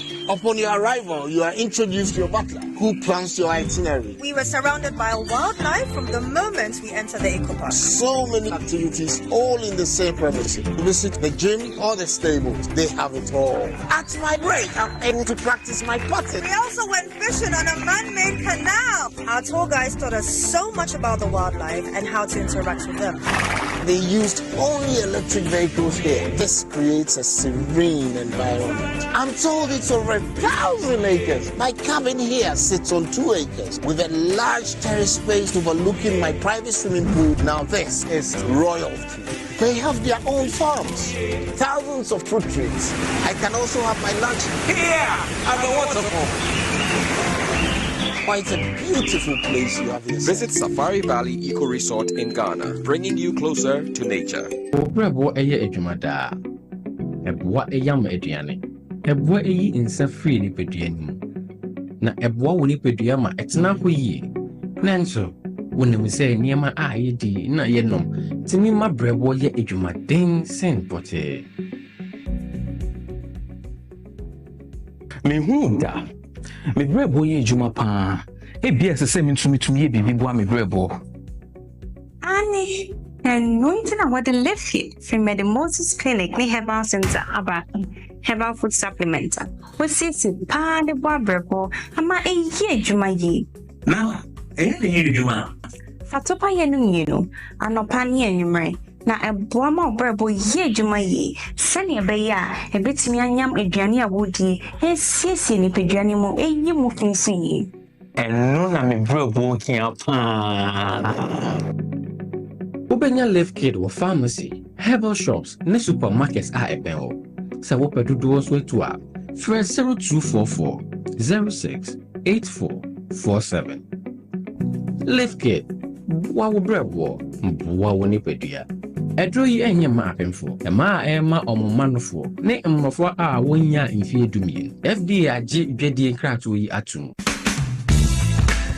The serene environment fits into the goal of the school, which is simply to provide excellent educational foundation for your ward's development before they commence primary education. At first glance, clearly you will see why the school is called Hebron Hills International School, as the building stands tall overlooking town. With a Montessori style, we have experienced and dedicated staff and trained teachers. Our small sizes classrooms are meant to enhance teacher-focused approach where children get one-on-one attention from the teacher. Hello there. We are open at 7:30 a.m. and school closes at 2:30 p.m. After school care is from 4 p.m. to 6 p.m., while early drop-off can be arranged at 6 a.m. Hebron Hills International School is located at Midye off the Nsawam Road. Locate us with GP postcode GW0688 GA West and GPS code 06884870. You can contact the school and make further inquiries on 050-876-2375 or call the office directly on 0302-918768. Email us at hebronhills.school@gmail.com. Hebron Hills International School. Excel and shine.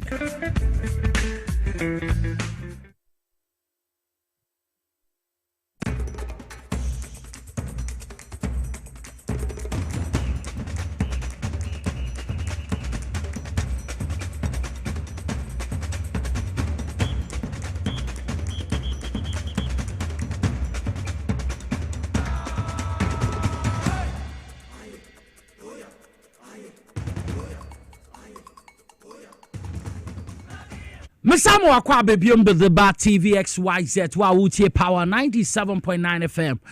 Mo akwa ba de ba ready to maminda edem eye Macantoni as papa wo call air power 97.9 FM ono no chinchim fidie no ho a mo so amutie power 97.9 FM mo tene kama na bibia etumi da din timinda amenia edem asibebre na and medical ka as Jumedi made in edition for the year 2026.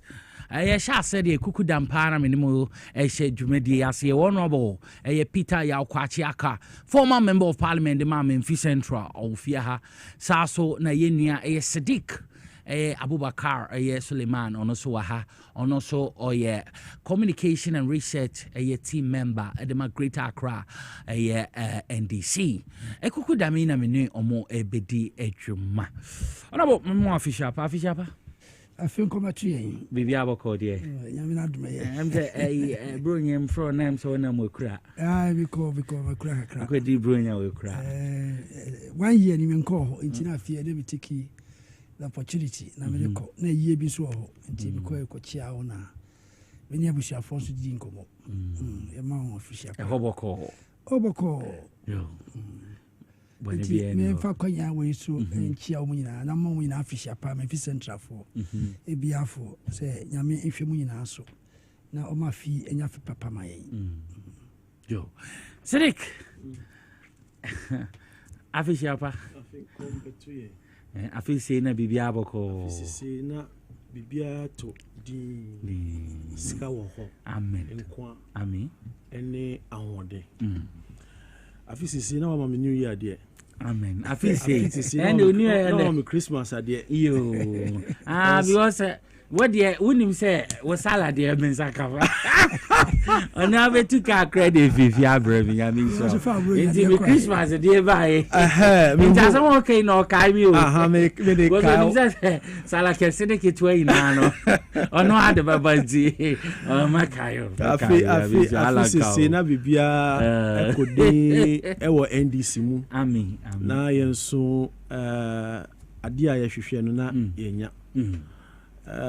May you see opportunity with your chair, me constituency, Nina Ubia, from the executive to the member of parliament, MC, and Ubia.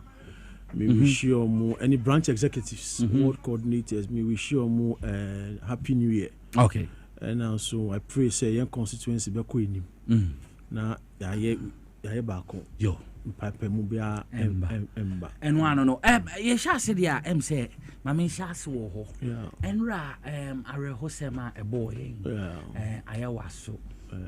Say adiato ni na me ankasa me hwehwem kra amaye ne say we obi a na we die ni ma say campaign coordinator kra de ma your honorable a we nya no bibi asaturi we say Islam actually say and what you news in by what's I'm from first too yeah who frame me first and I me confirm me and I me confirm me yes and you see you are see the way you there na nyame so e ne there no correct Honorable Macnaza Ture Mahama I believe say oyeni papa you know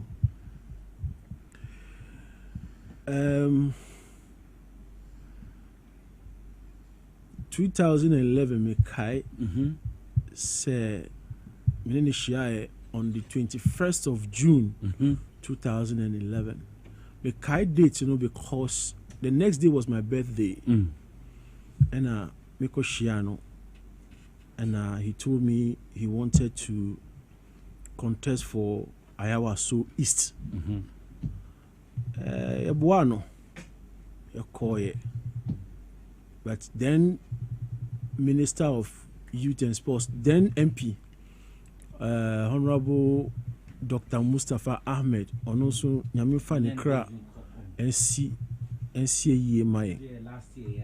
Now, on no, and I am member of Parliament. So at that time, you know, I was so it needed a change, needed someone to challenge Dr. Mustafa Ahmed and Honorable Macnaza eyi ni hu emaye, you know, oyi ni hu emaye. So we supported him. Your co-elections, you know, Frankies. I think Honorable Macnaza got 185 votes. And as I said, Dr. Mustafa Ahmed then had like 220 or 230 votes. And Chebia, in fact, at that day, he admitted, I can say, Macnaza gave a very unitary speech. Say, Ono Uncle Bibia, he will support the party today and support the party tomorrow. And 6 months or 3 months, I think 4 or 5 months, and I check on information by I say, but check constituency no more. And Ayawaso North was carved out of Ayawaso East. Automatically, no, on number second. So the party gave him the opportunity.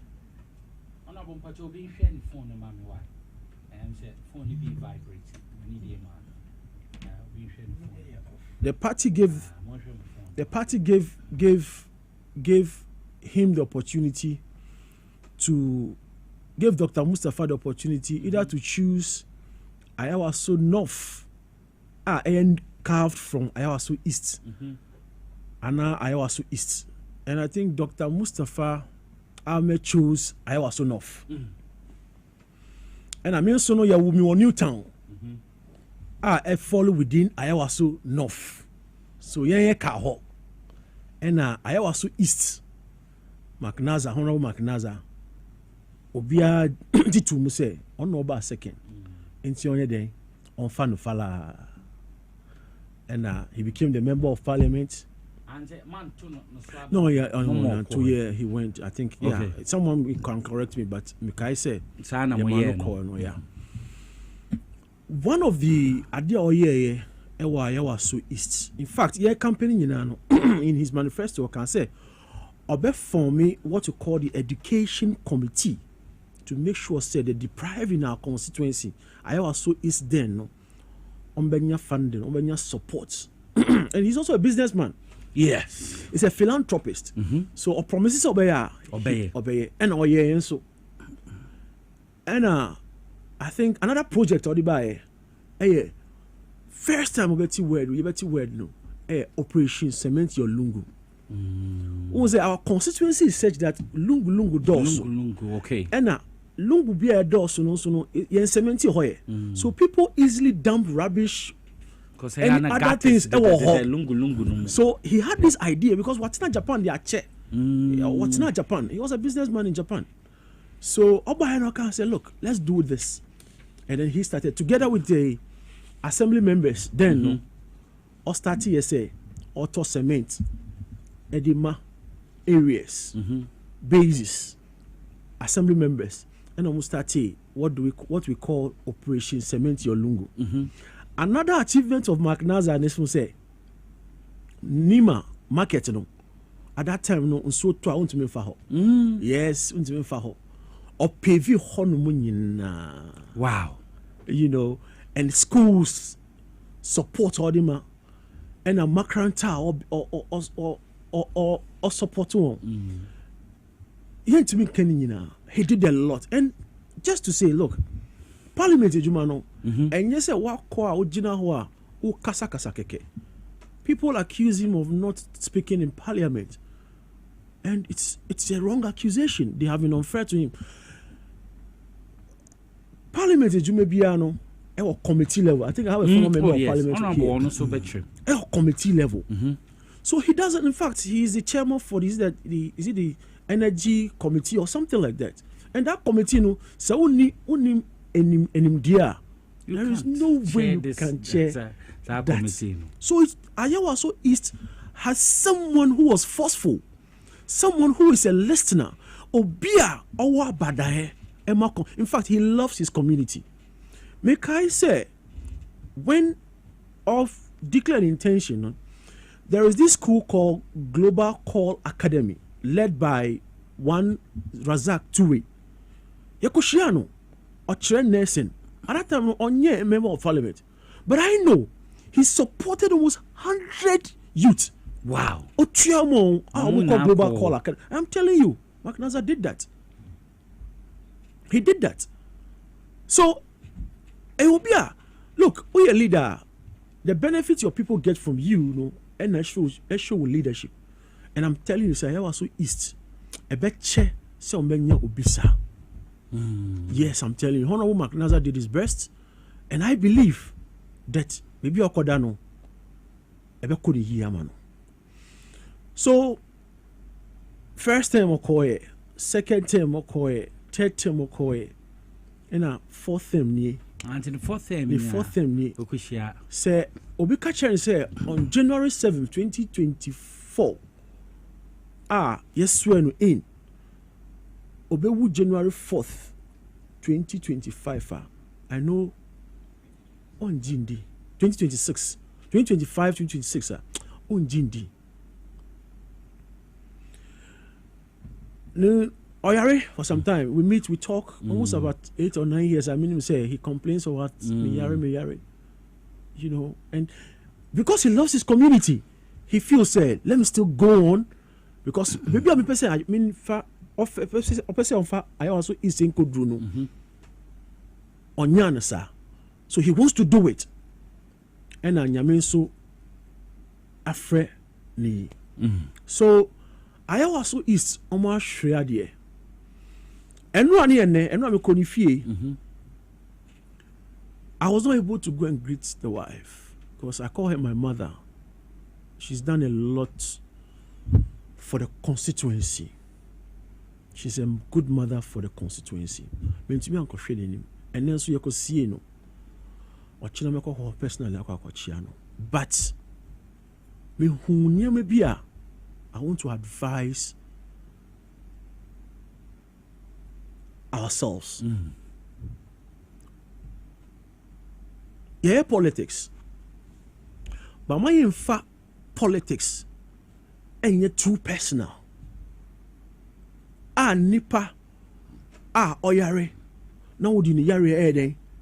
That kind of fear. Mark Nazar is a very calm person. He's on Kasa. Look, it's difficult. So look, Uyano, what in the chef form say Uyana can say Yamimo Abutre. That's the kind of human being he is. That's the kind of human being he is. Meaning 90 years, so many years. Me hu ne bufu da. Nkofo yano, etwa no mpoa. In summer, look, people he has helped. Nkofo wa yi ni sika e dia buon. Sorry Tiano. Because of politics. Because of politics, ain't. And I saw some people there. Omo yano. And I was shocked. By face, no. Yeah, omo yano. And also can we send it here? Yes. We are not saying I'm more about. And the Sisiano, we were ye day were home. And Sanko Funi na so you were there. Hajia. You were there. You see, I am a proud Zongo man. Me a proud. Yeah, but the fact and say you will subai be I will say enjoy and try to soar. It's like a lot of things. Yeah. Look, the relationship was there before politics. So say nipa kwanba say ba be ebe contest here. My say relationship no. Who support no crap support whoever you want to support. But men try throw and to back so. I saw them there. I saw some at the cemetery. And I was shocked. Mefa akwan we so dear ma I was so east shed me almost shedding. Oh yes. Ne yere ne ma omunyina almost shedding. The workers. He has employed a lot of people. This is someone who has he has forex bureaus. He has oil filling stations. Yes. Ushe Amsa filling station. Yes. More than 12. He has employed. In fact, oil beer. The economy of Ghana was supported. Was supported. And he say a banner say politics. There are certain things. Let's not say it to each other, because ene or China, Islam eka say kullin nafs zaikatul maut. Or say every soul shall taste death.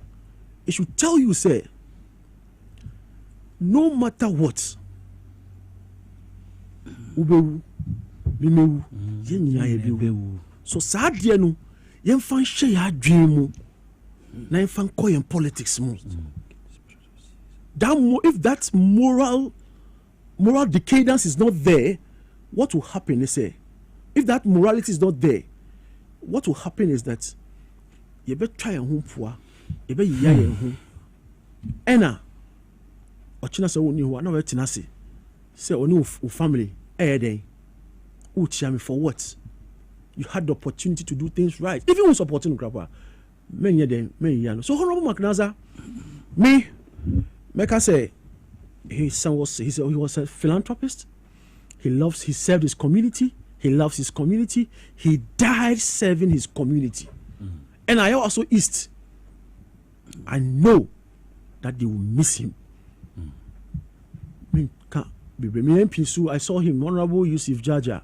He was there. He did so well. Coordinate. Yeah, he coordinated it very well because constituency, it's a twin constituency. Yes. So I can't. So he was there to support, and as both executives, everyone was there to support and to make sure, we give him a good send off. Next week Sunday, and Adua no. I hope so. Say no. Kanda Mosque. Okay. Minu can say about 2-3 hours ago, JM call efie ekochia na yere ekochia ebusuanya MPs na I think I saw Afenyo Markins there. Yes, that's the beauty of politics. That's the beauty of politics.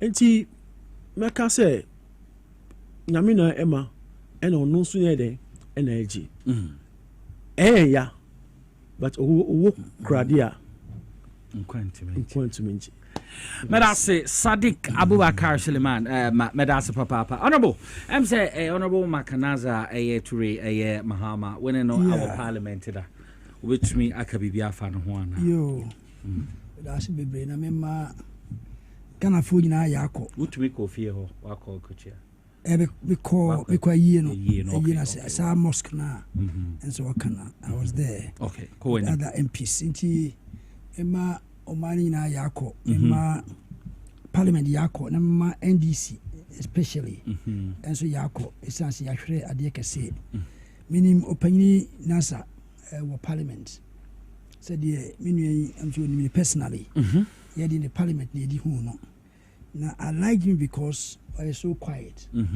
On kasa maybe a replica of me means no kasa yeah it would be no hamidia na kasa na asama ba yes and he was so quiet, gentle, anytime he had a smiling face. I liked him so much. Enura na yeti say nyame atonsa frɛ no shocking pa enti me decide say ne ebo modern ma join me colleagues ho enti ekoy ma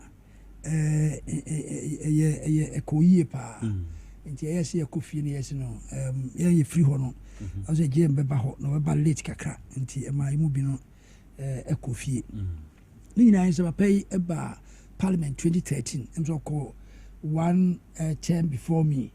They say on one fourth term. Maybe a 2 terms. They on 2013. But now for all those while, I call 4 times. They say they call for no a repeating. They say or any pa or ya de or the only 60 years only 60 years was several on committees. 60 only. Yeah, call him. Oh, Minia, 60 only. America say nyame no di man nyame na befa ko. I don't believe in those things. 60. Oko America and Japan ma dia. Hey, people live 80. Their problem is say nipa kura ngu. The population are aged. That's what I believe in. Nti me baso kakra. Say on several committees. We share energy committees, one of the most important committees of our parliament. Or survey later or by the chairman, roads and transportation, and so also committee, and so house committee, and a private members bill. So your bill being idea, or money be scrutinized and sana, I call a preliminary idea. Inti or important bills. Say the minute canon. Parliament a human kasano, our committee level. Committee on to me exercise or skills, new knowledge, because obiade. Knowledge being on the core parliament. Yes. The kind of plenary on the casa. The moon committee honey she shared the mano. And now, sir, we energy a year, a double call energy position. The honor more bed deliberate. And Brania didn't honor position. It's more the back a parliament hodia. And you'll be a say energy crowd, or be a sabi or yeah law or yeah teacher or yeah way over to Nakabi. A back committee on the above of honor. We have one knowledge na kasa juma no ha nti ayama fo nti ase say committee no nti ase odi nipa kwa parliament a e don hwe so was skill bi anya so court na so mebro there be that is not the work is say we committee level now we contribute to ade na wo horo na otimi ama emra papa aba man ni mu nti ama fo hye nti mi nwen oya adwuma ni yie pa ama yetese wawu no hadwen yi na you can say from the experience of others cautious men learn wisdom yani anum kramafo de more positive attitude towards death are commendable yes na de hu say ewuo nso no ade ya yes in the Christian principle say thou honor thy father and thy mother, so that thy days might be long. Let us say, I say, Udu Nani Ojenia, Una beware, una no, your life on earth will be long. They say living long, no, a blessing from God. Uye some conditions be what udiswa over level long. Nyamiama ye nyansa be a debate near maybe. That's where I want to come from.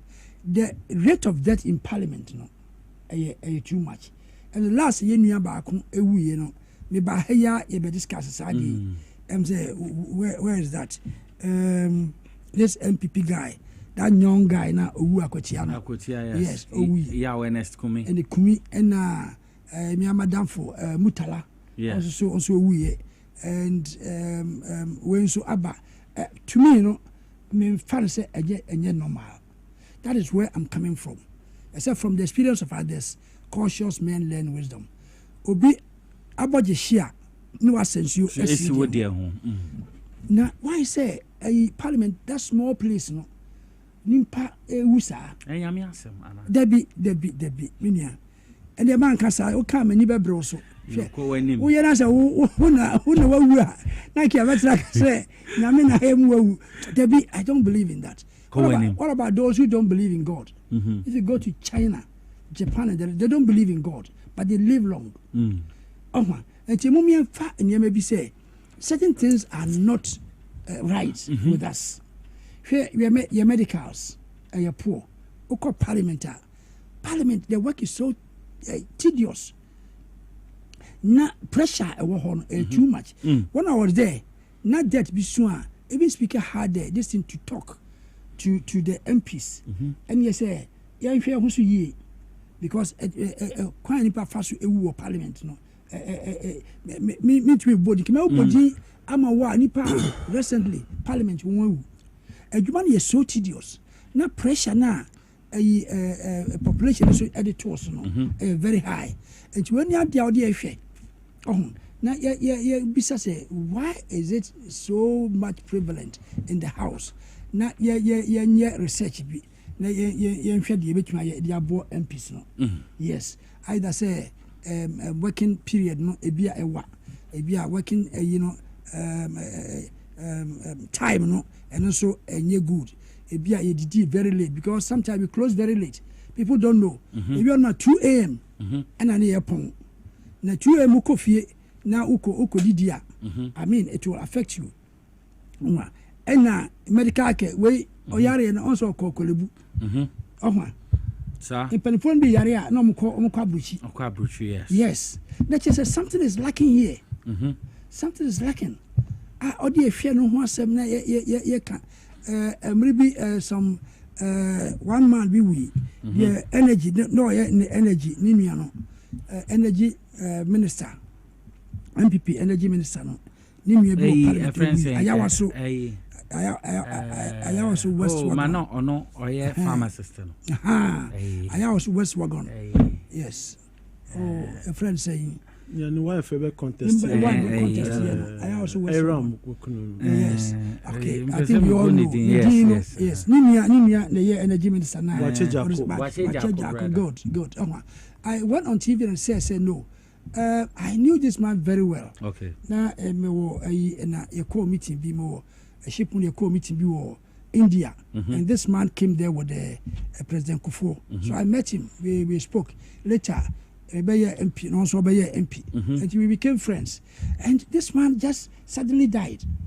Oh man, now maybe you say nunca yenye adiebia. See a bad power. You have a time. So after some time, bia you about 2 years, after which nobody will have the opportunity to go abroad for medical treatment. Many people will not agree with me. But Esana, we will concentrate on our distance here. If you have money and you are going now, nobody stops you. But say, ebi awo ye penny, na wa yare. They are the state money. They are the amount now kabuchi. No akosho ho yare. Now other people, omo yare, they go into these debt traps. It is bad. But God's so good, no. President Mahama saw this, and Obaya Osi, there's a University of Ghana Medical Center. Yeah, na a world class. Miami Koho, and at that time, or you could say people from abroad ombeba Ghana from time to Ghanaians are or more outside ombeba from time to time. No one be treated terminal diseases. They say kidney, heart, this honey mano. Naka why you say tertiary hospital. That was the idea. President Mama Diye. Etimia one time we call US because here Ghanaian doctors are no more na omo ayi on sen kombe ba from time to time. I can say Miami doctor so no can be a doctor. Doctor wa nka ono obeba from time obeba bia once a month. No ma be then they train the local doctors also. I just had ideas na ewa. I don't know whether Mahama Abebio no he will carry out that idea no. Now these are the things that make me help you. Oh na debts are eba 60 year no wu so nyame no de ma nyame na osa so be fa ko on party hey na wu asam ketwa me wa me bro 60 o pa say na bu so wu jai da wu ya de papa na bu so wu ja I have children omo I have 5 children. They are all doctors. 5 children so, are doctors. Let me enjoy the fruit of my labor. My 60 nyame no dia ma jama fa no kasa asem bio nyame o the man is kokko agabi guy yeah bro it is not the best mesram you say obi the wu the man won ya na me accept it. Religion Christian religion Muslim but let us move away from that because nyamina kasanso amayadwea amyade medical hwese wo ko Japan ni America ni na ko hospital my brother wo yare kura na what yapo. Yes, I recently went to US na hospital na wo da ho me da ho na nurses 5 in the general nurses 5 in the general where you say that, why would you die? I don't know where.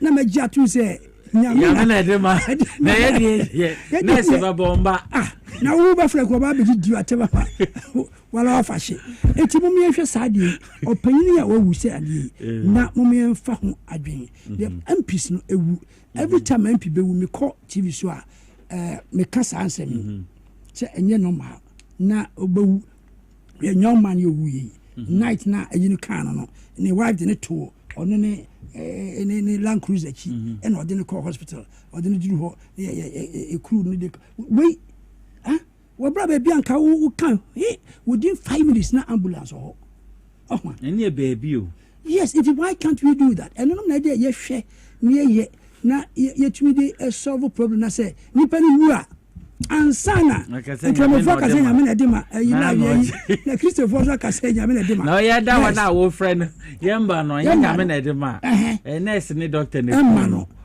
yes any de anyway ya na me yemu anka enam ni we su such a good person na nam ne so na changes bi aba we are sure say President Mama Bai also see a lot of hospitals I found where we and MPP government by for 8 years they left this to rot and about one come say a wona impetuo ni ade na eba no enye bible ka say impetuo empire yen ye bompire empire yen na omoyan level long na enye say Japan ayi omo problem ba ko and say the population no omo old omo problem no yes nipengu Adiano, yes, na they can't work. Now, almost because they are highly educated, no, they don't produce.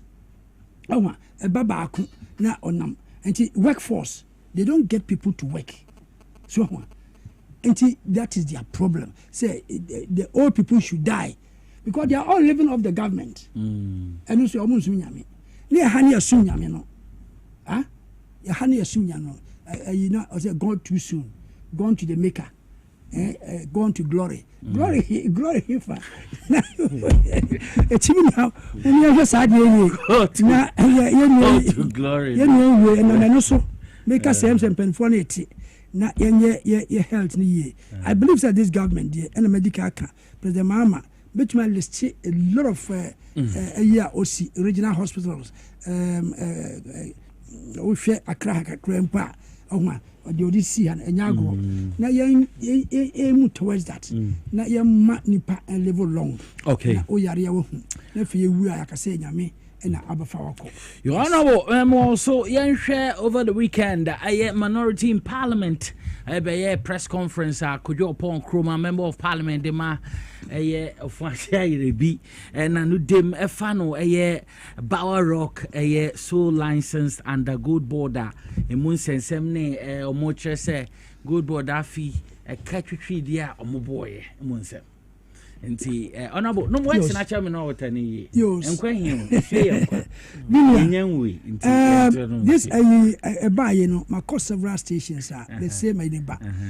I will take it this one politically because you remember oh yes, okay. I'm saying this because almost you know party name. Party no yes, they must sit down and organize very well. Let us say in NDC, my NDC running a country for some time. Now to organize a party now the next election contest. Okay. Contest here. Maybe they are going to lose no matter what they lose. Now to me kakra. Then the next election a good contest. Yes, sir, they should not even with this, they should not even attempt to contest the next election. Because it will be disaster. Total disaster. It's one upon Kroma, one in favor of the people. Na emra ye buy. But when say you can do all the propaganda you want, but if the fundamentals are weak, the exchange rate will expose you. And now the DNDC who fell when we were at 3.8 to the dollar, 3.8 cities to the dollar. Now OD who fell. Now and said they were making fun of it.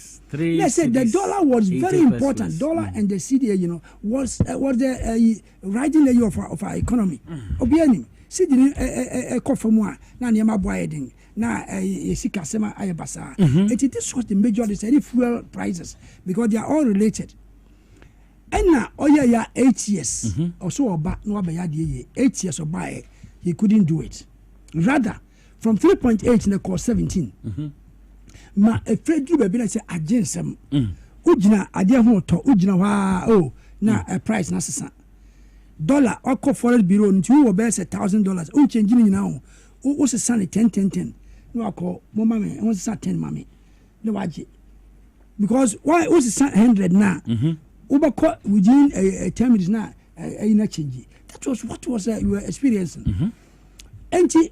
And this buy ena ye bibia amadi I steady. Initially you know what they said.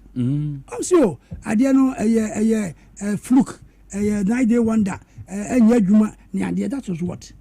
Later on here say adiano juma say oh adiano kromo na ye ba umia na shisha adiano ono ye gold for oil and I say hu fa so na e ba no. E ho adefe almost as sano sadie no kura ye de 10 billion dollars and ye de show up the city. The every time no they didn't know how to tackle it. No more pensem bi no the value idea na ekoye no. Because from something a buyer bedru 10. Yes, into say hover between 10 and 11 ho, which has never happened before. Enti oma ya mu hu bibia oma ya idea. Oma ya idea no ekwa na eko steady. It is sadia finally gold board na oma attack ye no. E mo say gold board ye dia support and so what? Ye wo reserves wo ho. Say reserves omo ja no ho no. Ye di bia ka ho. Yes, country reserve no e bia ka ho. Increase it to about 5 months. No jam say 3.5 months. Now I 5 months. It teacher say ye bankrupt to ho no. Now e dey say gold na say dey support to CD na. And it is doing a good job. I might say many more calm stability about economy ni debt to GDP ratio no and also I confirm borrowing in the bank I confirm inflation almighty inflation And then sometimes we do 50 something percent, you know. So say about 6.3%. And that's what the people want. And I'm them ya so yadi short up. If I'm sure no people were not buying into that. Sadia Yamba may destroy gold board Nankasa. Especially the man Sami Jenfi. That miracle worker. That I was market Aquara Jameno. So and the young destroyer. But initially you were all of my chronological year now say you destroy stability of the seed. And I'm Sadia gold board now on order hona. Oh yes, I need one. Young Penny and Sen on Yen says Sami Jenfi. And then I meet them. And the can't he was on the Joy news on Saturday. I listened to him, and so marvelous. That Dr. Tiano, he was a pale shadow of himself. Not none who cry out. Later I saw YouTube. You say on here on Core TV here saw a problem be that. Sure. So I'm saying now. I said Sami Jenfi was just Wale MP. Sorry, Dr. Tiano. Yes, he was disgraced. Oh, because what they said, I don't want to recall because it was a game keke, Obi Okoto, you know, or your soul, but he qualifies. And this is one more, criterion on no meeting, and was setting up company in 2015 on your new company. Until some year. Bind that and a crown in Aye Juma pay. And there was no case. And now, benefiter, gold body, or the Amayin. Momo on Bank of Ghana, Fiescan or Lucy. Assuming class say, Lucy 214 now. It means I reduce the original loss now, Bank of Ghana or Sanity. I'm an abafem. It means we are gaining, we are making profit. So first year should be $500 million. Now this year about $240 million. What is your problem? It means we have gained. We have had positive impact on the reserves near the end. Until you could see say they want to shatter the gold board. They want to shatter Sami Jenfi. One person killing confidence. Now I Jumediana ODD support because if the city remain like this, they to me they should not attempt to contest the next election. So Baumian Eba, some about catches Baumian Bar, you perform worse, and then can you Pomra? Only what I say or no dear, now no come. Also, I mean, come when you won't cry, and you do better. But say Baumian or Geneva, that's a dollar. It's a gold board which we sustain like this. What are you going to tell me, Ghanaians? Because that's how major if you see the stabilizing fuel price are stabilized. The economy, the effect on your economy, so be all the fundamentals now about me air canon.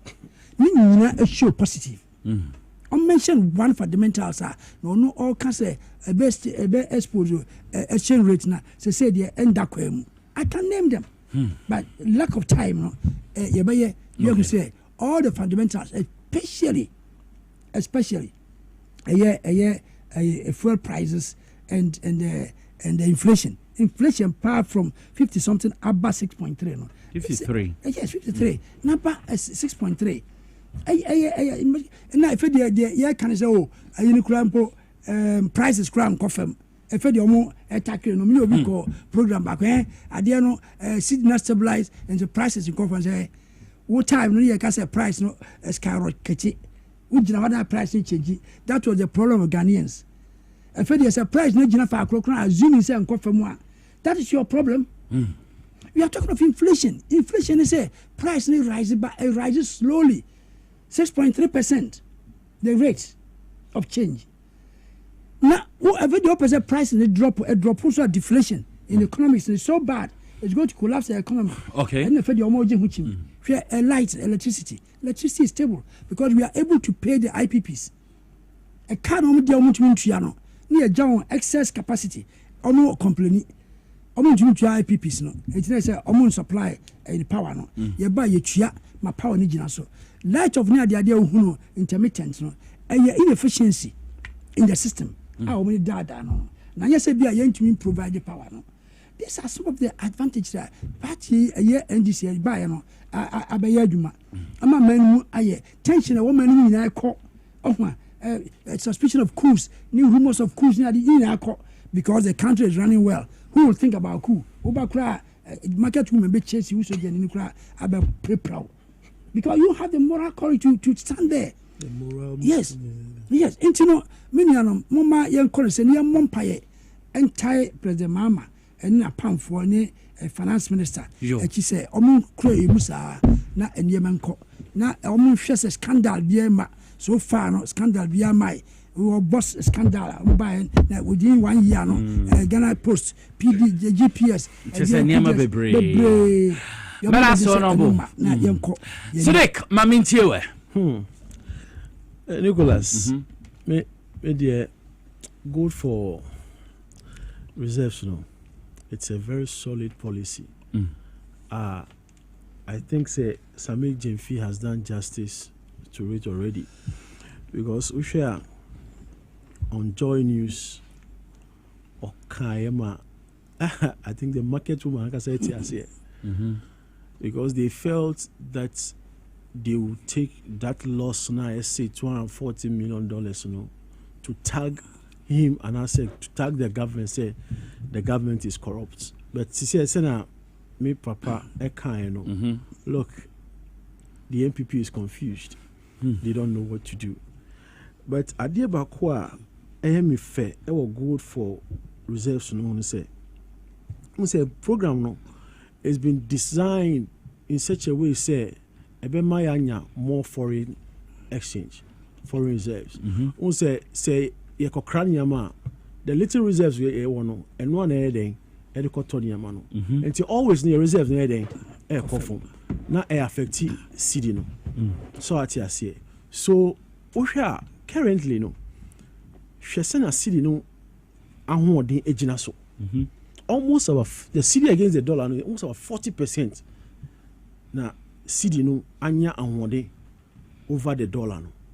So, uko marketer who say yes, nyama eden abafom because obia a businessman or a businesswoman over here say $100,000 or $200,000 to import nyamana. Since $100,000 no, October $70,000 or bet me they are importing the same quantity of nyama either or importing previously no. So who say go for reserves no, a bois economy no. Correct. So the MPP wants to do everything possible to target say something is going on wrong. Say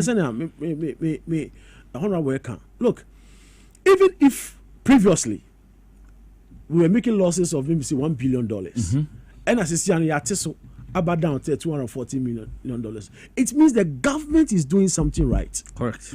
Because they share the stability of the economy here, my brother. One of the best. The performance of the city,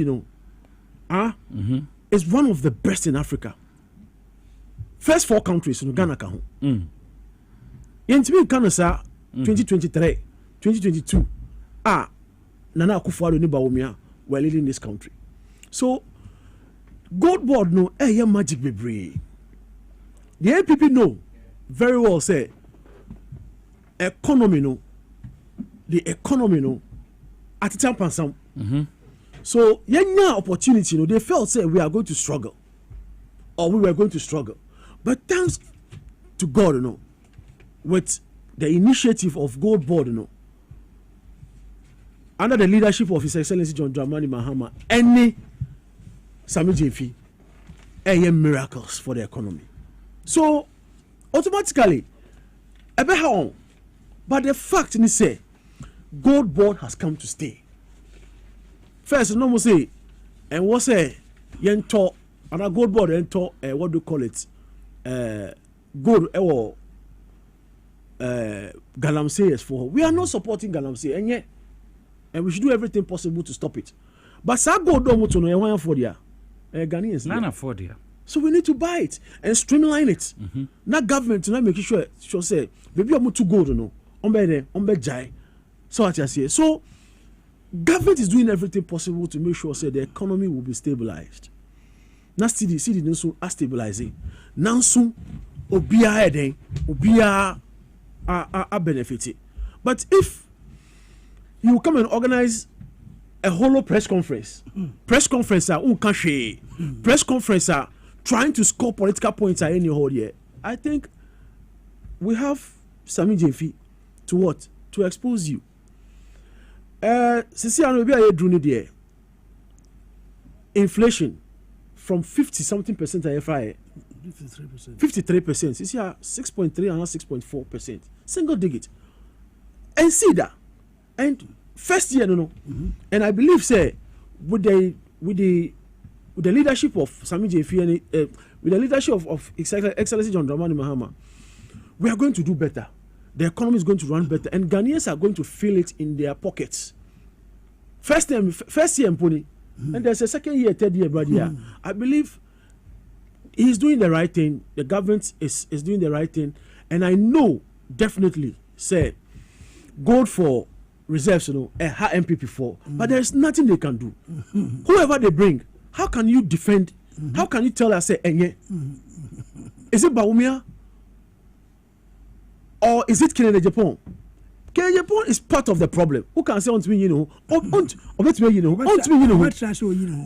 he's part of the problem. And at the point I don't know, the NDC is not scared of whoever the MPP is going to bring.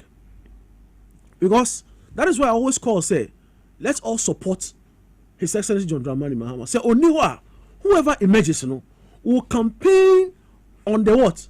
Whatever achievement he said, yes, I know. He will campaign on it. He or she will campaign on it. And he, God for reserves to do there. It's a nice policy. I believe, say, maybe what we can do is say we need to support it as Ghanaians. Now, government, and more reserves. The more reserves, the more also city will stabilize. The more city is stabilize, and a woman will use scar or not so call marketer. Nyama price before phone. What you say? So I believe Sammy Jefi has answered them already. Whatever I will say here, Sammy Jefi it's more important than whatever we are going to say. And he has made justice. He has done justice to whatever the MPP tried to throw dust into the eyes of Ghanaians. And the media, I feel say he's doing the right thing. His Excellency is doing the right thing. Ghanaians will start feeling it in their pockets. That's it. Mamenda Sadiq Abubakar Sulemana Semenda na se papa. Na me ka say Victory garlic mixture ebwa bi obi ho na kuma bon pepe wonsa no na to me 83. Eya na weni sai kusu me kamfo Victory garlic mixture amount. Ebebo yi ma bibia etumi akonkan. Wo yare onyare o. Victory garlic mixture na me kamfo e dia amount.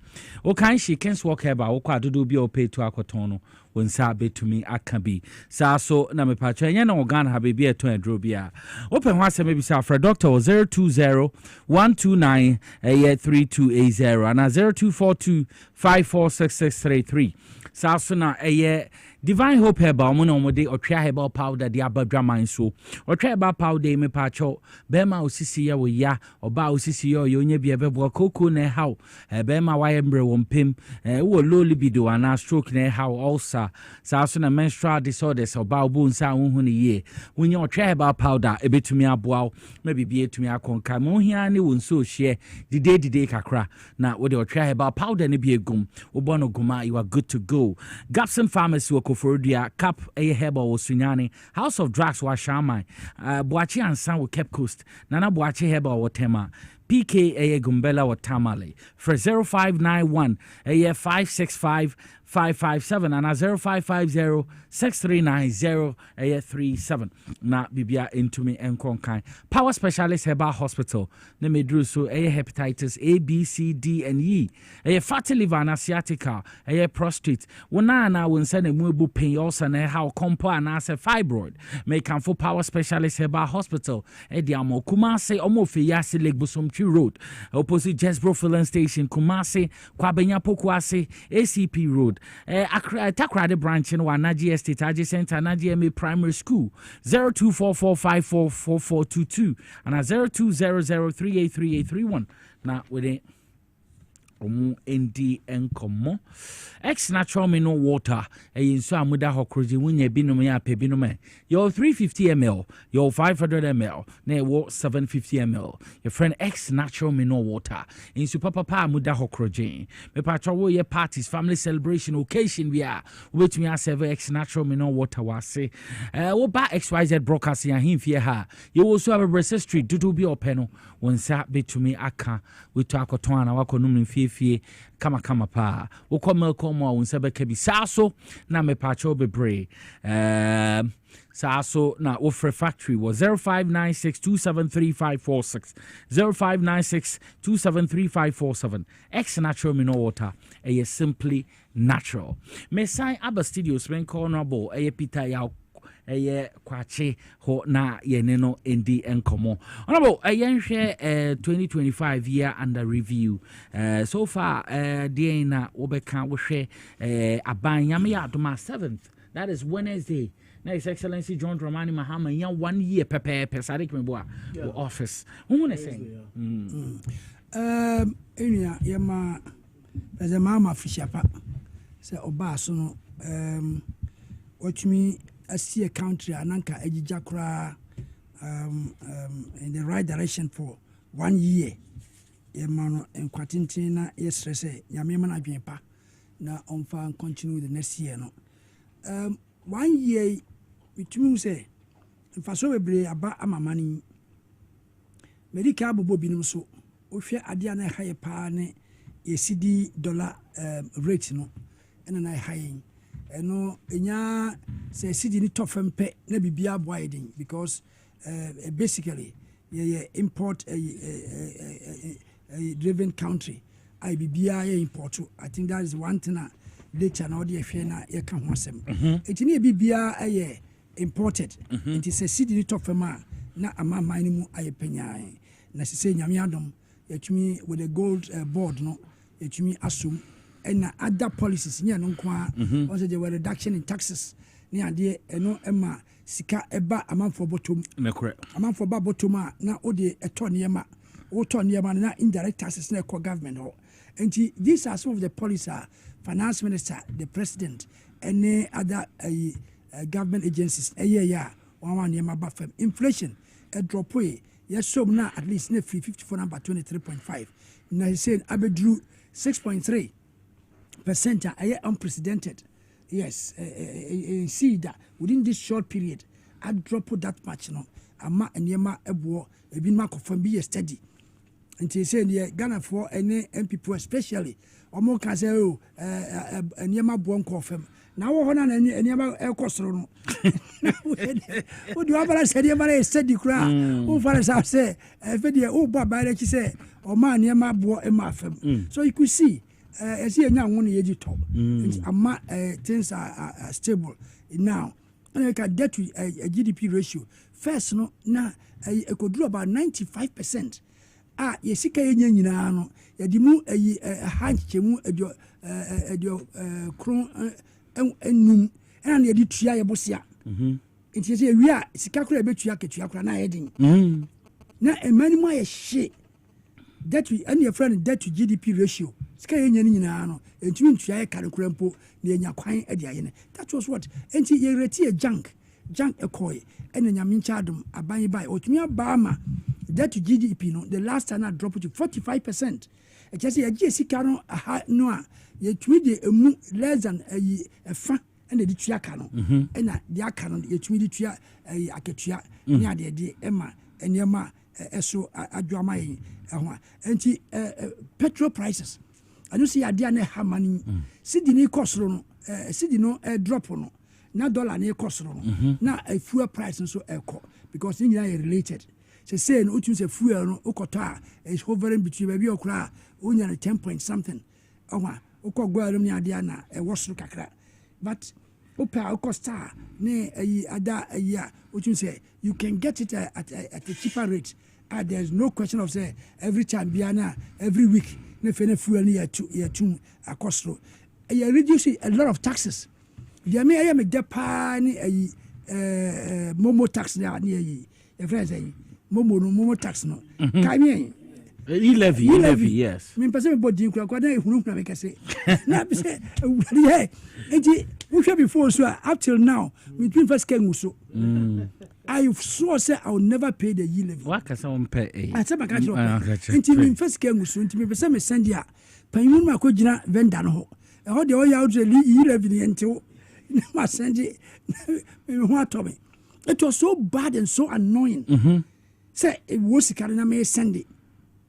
Na o transfer yatu o de kwa yatu o de ko bank o free bank o de ba momo yatu basa and aban bai wa yi sa na e nyina free minus so amanfo nya sika gu omboto correct cause taxes no dey me to mention ha betting tax mrantie na omo di agora sika omo nya no yate free yate and the fedi aban e dey born ho ban na can foriata no jisika kese no edigu na council mu ewi on odwane akoda ba bi ne kan o se eboa na de won wa say omo kasa me jemfia asem unya akofo kan foriata asem ban so a na they are defending. What kind of people are these? Adena mon kasa nipa no Ghana sika ne ye hwehwe no ombra na you are defending him say billions papa afa kotena ba bi no Sami Jemfia ono ama ye currency na stabilize no the family money ni nyina say omsuro Sami Jemfia makase akwa no obey president o obey president achi amen oh yes obey amen e say no age no awie ne kakra enti impenifo na priest no ombedi de awie na akire no ba o mto baba and they are smart, they have seen through that. Don't person destroy this ansana body number treasury bill. Can you call treasury bill and a buying or bobo say be free treasury bill and I may wage bill in the cost room. You know, your debt in the cost room. They say I drop it from 28% to 10%. Household, if you expensive and near my ton akosro by 8.2%. Let's say an expenditure no akosro. Just because nipa is relieved from taxes. I see extra about and just say less scandals. So far 1 year by scandal my and I am saying a buying. Yes, and this yabano young ye na President Mama Oshia Christian Council or kind say the I say Ochia Bema yen kawasem. Unya free so ansa na ban ho fro no beban no obeche nkrofo no na I say witch hunting into one year yes ono de sese no ni ministers no okọ a cabinet meeting bi o ka kire on say wonni na say o de okocho adwamu a oba hange obeche on twai ma ye mfiri ho ma aban ho from ma na fe na ne ye ba beche no he is starting it so far no em say scandal bi am my that's one thing I'm very happy about e could say dia Ghana for ebehu na trade surplus so I appreciate e say dwa ye di no and if I think you cram more than say dey ko na e say no I am more percentage e dey kon I am more unfortunately ni nyina enye finished product nti say tumi ma sa na ye dey kon no e finished product dia and they say instead of say 16.5 billion about 20.9 billion no about 21 billion excess export. See to me a finished product and we be 50%. Nana mine na sika na ebem no. Nti no nya dia or the investor confidence about say investors or more I would say a mine agina. So I had cutting idea they say who say tension or mine ya kay ya fenintua gross international reserves e bi ne ya can gold board no HMI say your gross international reserves sika eda ho a se bi asem bi to yan a sika e betumi e dia kra importation abano and increase you're increasing by $10 billion. As some of you was saying this, say gold, no, I might talk about a $10 billion. It has never happened before. It's when you know near ma Eba and Nancy also constitutional review or constitutional review committee also we moduma their comma president and also idea achievement and no na me say enka mtu se shemu ohwe by elections ana doso enka ehwem se nka bia ye nua sabi aka baabi nka nsa ma by election you follow other jurisdictions enka NDC ne kura city no naka NDC apiki obi naka edinako. This is what I feel because in the US I no mo ye no na campaign no afiri kakra hwe se enu owu yaya yi se we dey ba na okro bo hu nkrofo ahyase e lobby enya yoro na se ni wo no ko we ni mo no odi aya da oh no yes sir ye ni wo yaya yi na fe within 1 week na obi hyase na o lobby abefa position ene minka twa no sorry ene ko wo toye na ene meti obi ba esi o nkrofo people fight the cemetery two different people on the contest obi income me see what is I am telling you cemetery one I am telling you fight happened today at the cemetery. Say Oyefro being come. It doesn't make sense. Honorable wasem Enra kra obi e kofi mu amiti abonti no obi ka say incoming MP. What sort of nonsense is that? Yes. Enti wori de enka what sort of nonsense is that? Enka ye ntoaba. Ohwa. Ene say internal ayin krampa primaries no e de ye obi. Na e go contest. No party na ama. Party na edubi ahya name until say the next general election. Because nipa ni ba 1 year. What is it na 1 year? Enti yebe contest ma another party kura asan abeka so obai wa anye hwe enti mu pa memra me na mema mo road bi se me de umba kwa brochi bi se mema mo adwuma na promises bebre enti eno constitutional review enti niam aye ka no me hwa we na confidence aba man mu adu form sa ayi na tension e wo man mu no enye na untumi kura nkasa wo man mu press yi na modwuma na ehu amesware num na ade nyina e de omo enkotwitwa so na efe obi abohu akwakura wahi akwaya wakata ni tembia no yi ayi anas omo kan hye kura ma enzo kope ba bitai wo di akura ko ba wuro na ade na hye ti no hwai wo mani brei ni nyina no ma attention ba man mu we say ayi aban NDC by ama all those things are gone because of good governance. Yenhwe ye pa na yantumi ansay ne ma confident Ghana for enye mu no enfriso enti me kan e say no with the first year dey mama aban no NDC aban 80%. The mama president mama 75%. And anke dey reverse mum only one person enti the other efforts sami je finom ne when you can combat mu these guys have done so well. Yes. Combat okay under the NPP they wanted to sell Tor. Exactly, because obi as here wa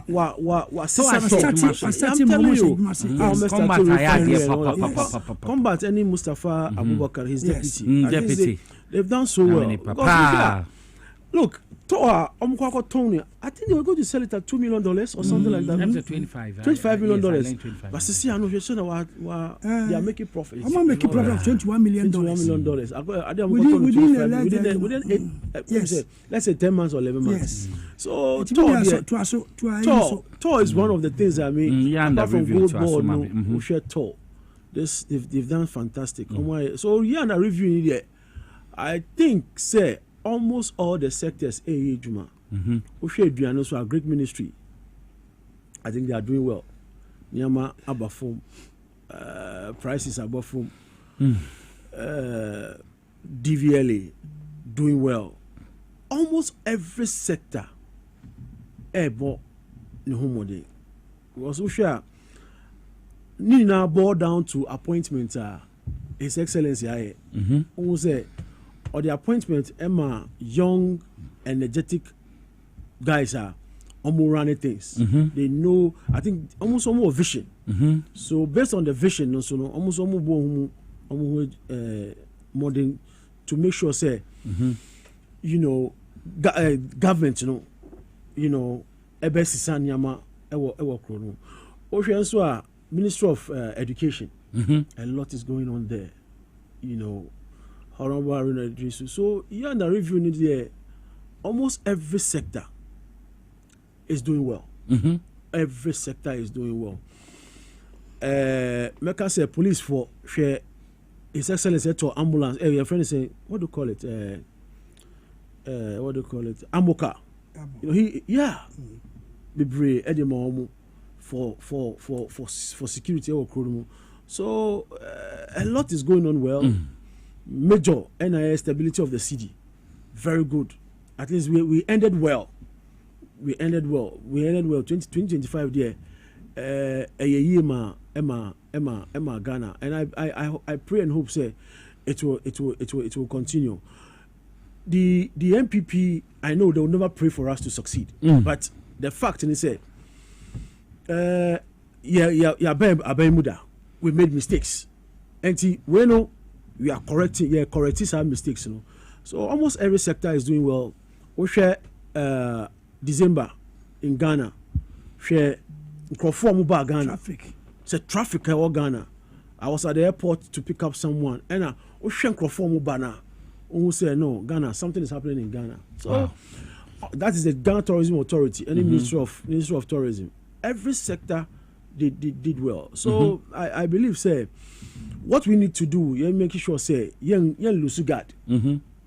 Let's be consistent and making sure say next year 2026 no 2027 we'll be able to year review no like I say at least inflation about to say 3% or 2%. I mean it is possible. I mean it is possible. And dollar to CD no so that says ACD and ACD.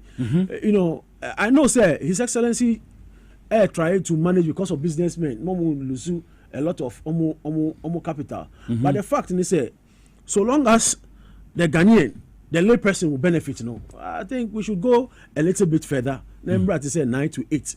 Now say Oko China, say easy, but we have $20,000 and $30,000 with your cotton. So here under review there, I think it's excellent. Honorable Emma, His Excellency 75% and the government 80%. I think I'll follow that. He's done well. 75% there, I think it's a distinction. Distinction. So what I think we can do is say Ghanaians, let's just support the government and not making sure say 2026 no ebe year am I. Okay. Yeah, quite anymore. Yenim say nyame adoma end of this month, that is 31st January. Now the new patriotic party be yi omo flag bearer. Na mepe se be kwa kwhwe Stephen Amwa, former Sticker. Deputy Sticker. Finance Minister. Sticker na dodo na de friend. Asemi omuhia delegate or the two omanim. Munyi mayenre. And they are sorry them. Remember some cancer be. I'm paying for me to my ID. Yankupo way enemy crab, the blood was sons of God them. None another person Minister of State Finance. Mepa, Mr. Mumpa, Musasa, Hana, so on Pame, or Penico. Mr. Mepua, no service of God, and the bomb is Member Sama Cancer. Namudia Montana, Namumia Metadamo, some Mepua, the Crow, Yaminsam. My property will confuse Yasa. Finance, the whole world, the Numa, over financial economic modular. Metafumi 64, 76, 97, 2000, 2001 is me, the whole one. Yes, I'm in Fato. Nanato, Samebua, can you not call the honor? Need to mean car, when you can see it. Maybe I'm more glad you, but my simple missus of why, and also I'm coming up in the community. And to make that Ramo, I didn't make Kanamodatio. Me end this matter 100 years. And people don't say, maybe I made him a Juno, and your politics, Namami. Let me keep toilet to Orlando. 97, more we need, and I get man who we need to know. The Taka 97, then to be mine. Who don't think going to be a minister? But let me catch them. Mamma Yam for Swat. Mamma Yam for Swat, Miss Amo. Na Kennedy Obiani na Tibono when you're almost 40%. Unless you wait, Nankupo Dimunchi, inshallah. Chabai! O Fatasa Oje, Aye, O Fatasa Oje, Anase, Saoke Kawa, Ata. Enti the tenor no MPP 31st. Aye hu. Obi se ncho na man finance minister na. Obi so ampene so. Na nipa manana. Honorable yenti. Ade binia almost stika de oye nyina ya danfo. Parliament the good thing is there. Asaya Busleo. Yes. Good thing is he's friendly to everybody. Okay. Yes. You can't take it away from him. Now, I say, finance minister there, nobody could have saved that economy. That junk economy, nobody could have saved it. It's already on quality. Yes, I'm farmer. You go back to good and say, can we go to Major Castle? See a car. We're going to authority on Falasasi and farmer.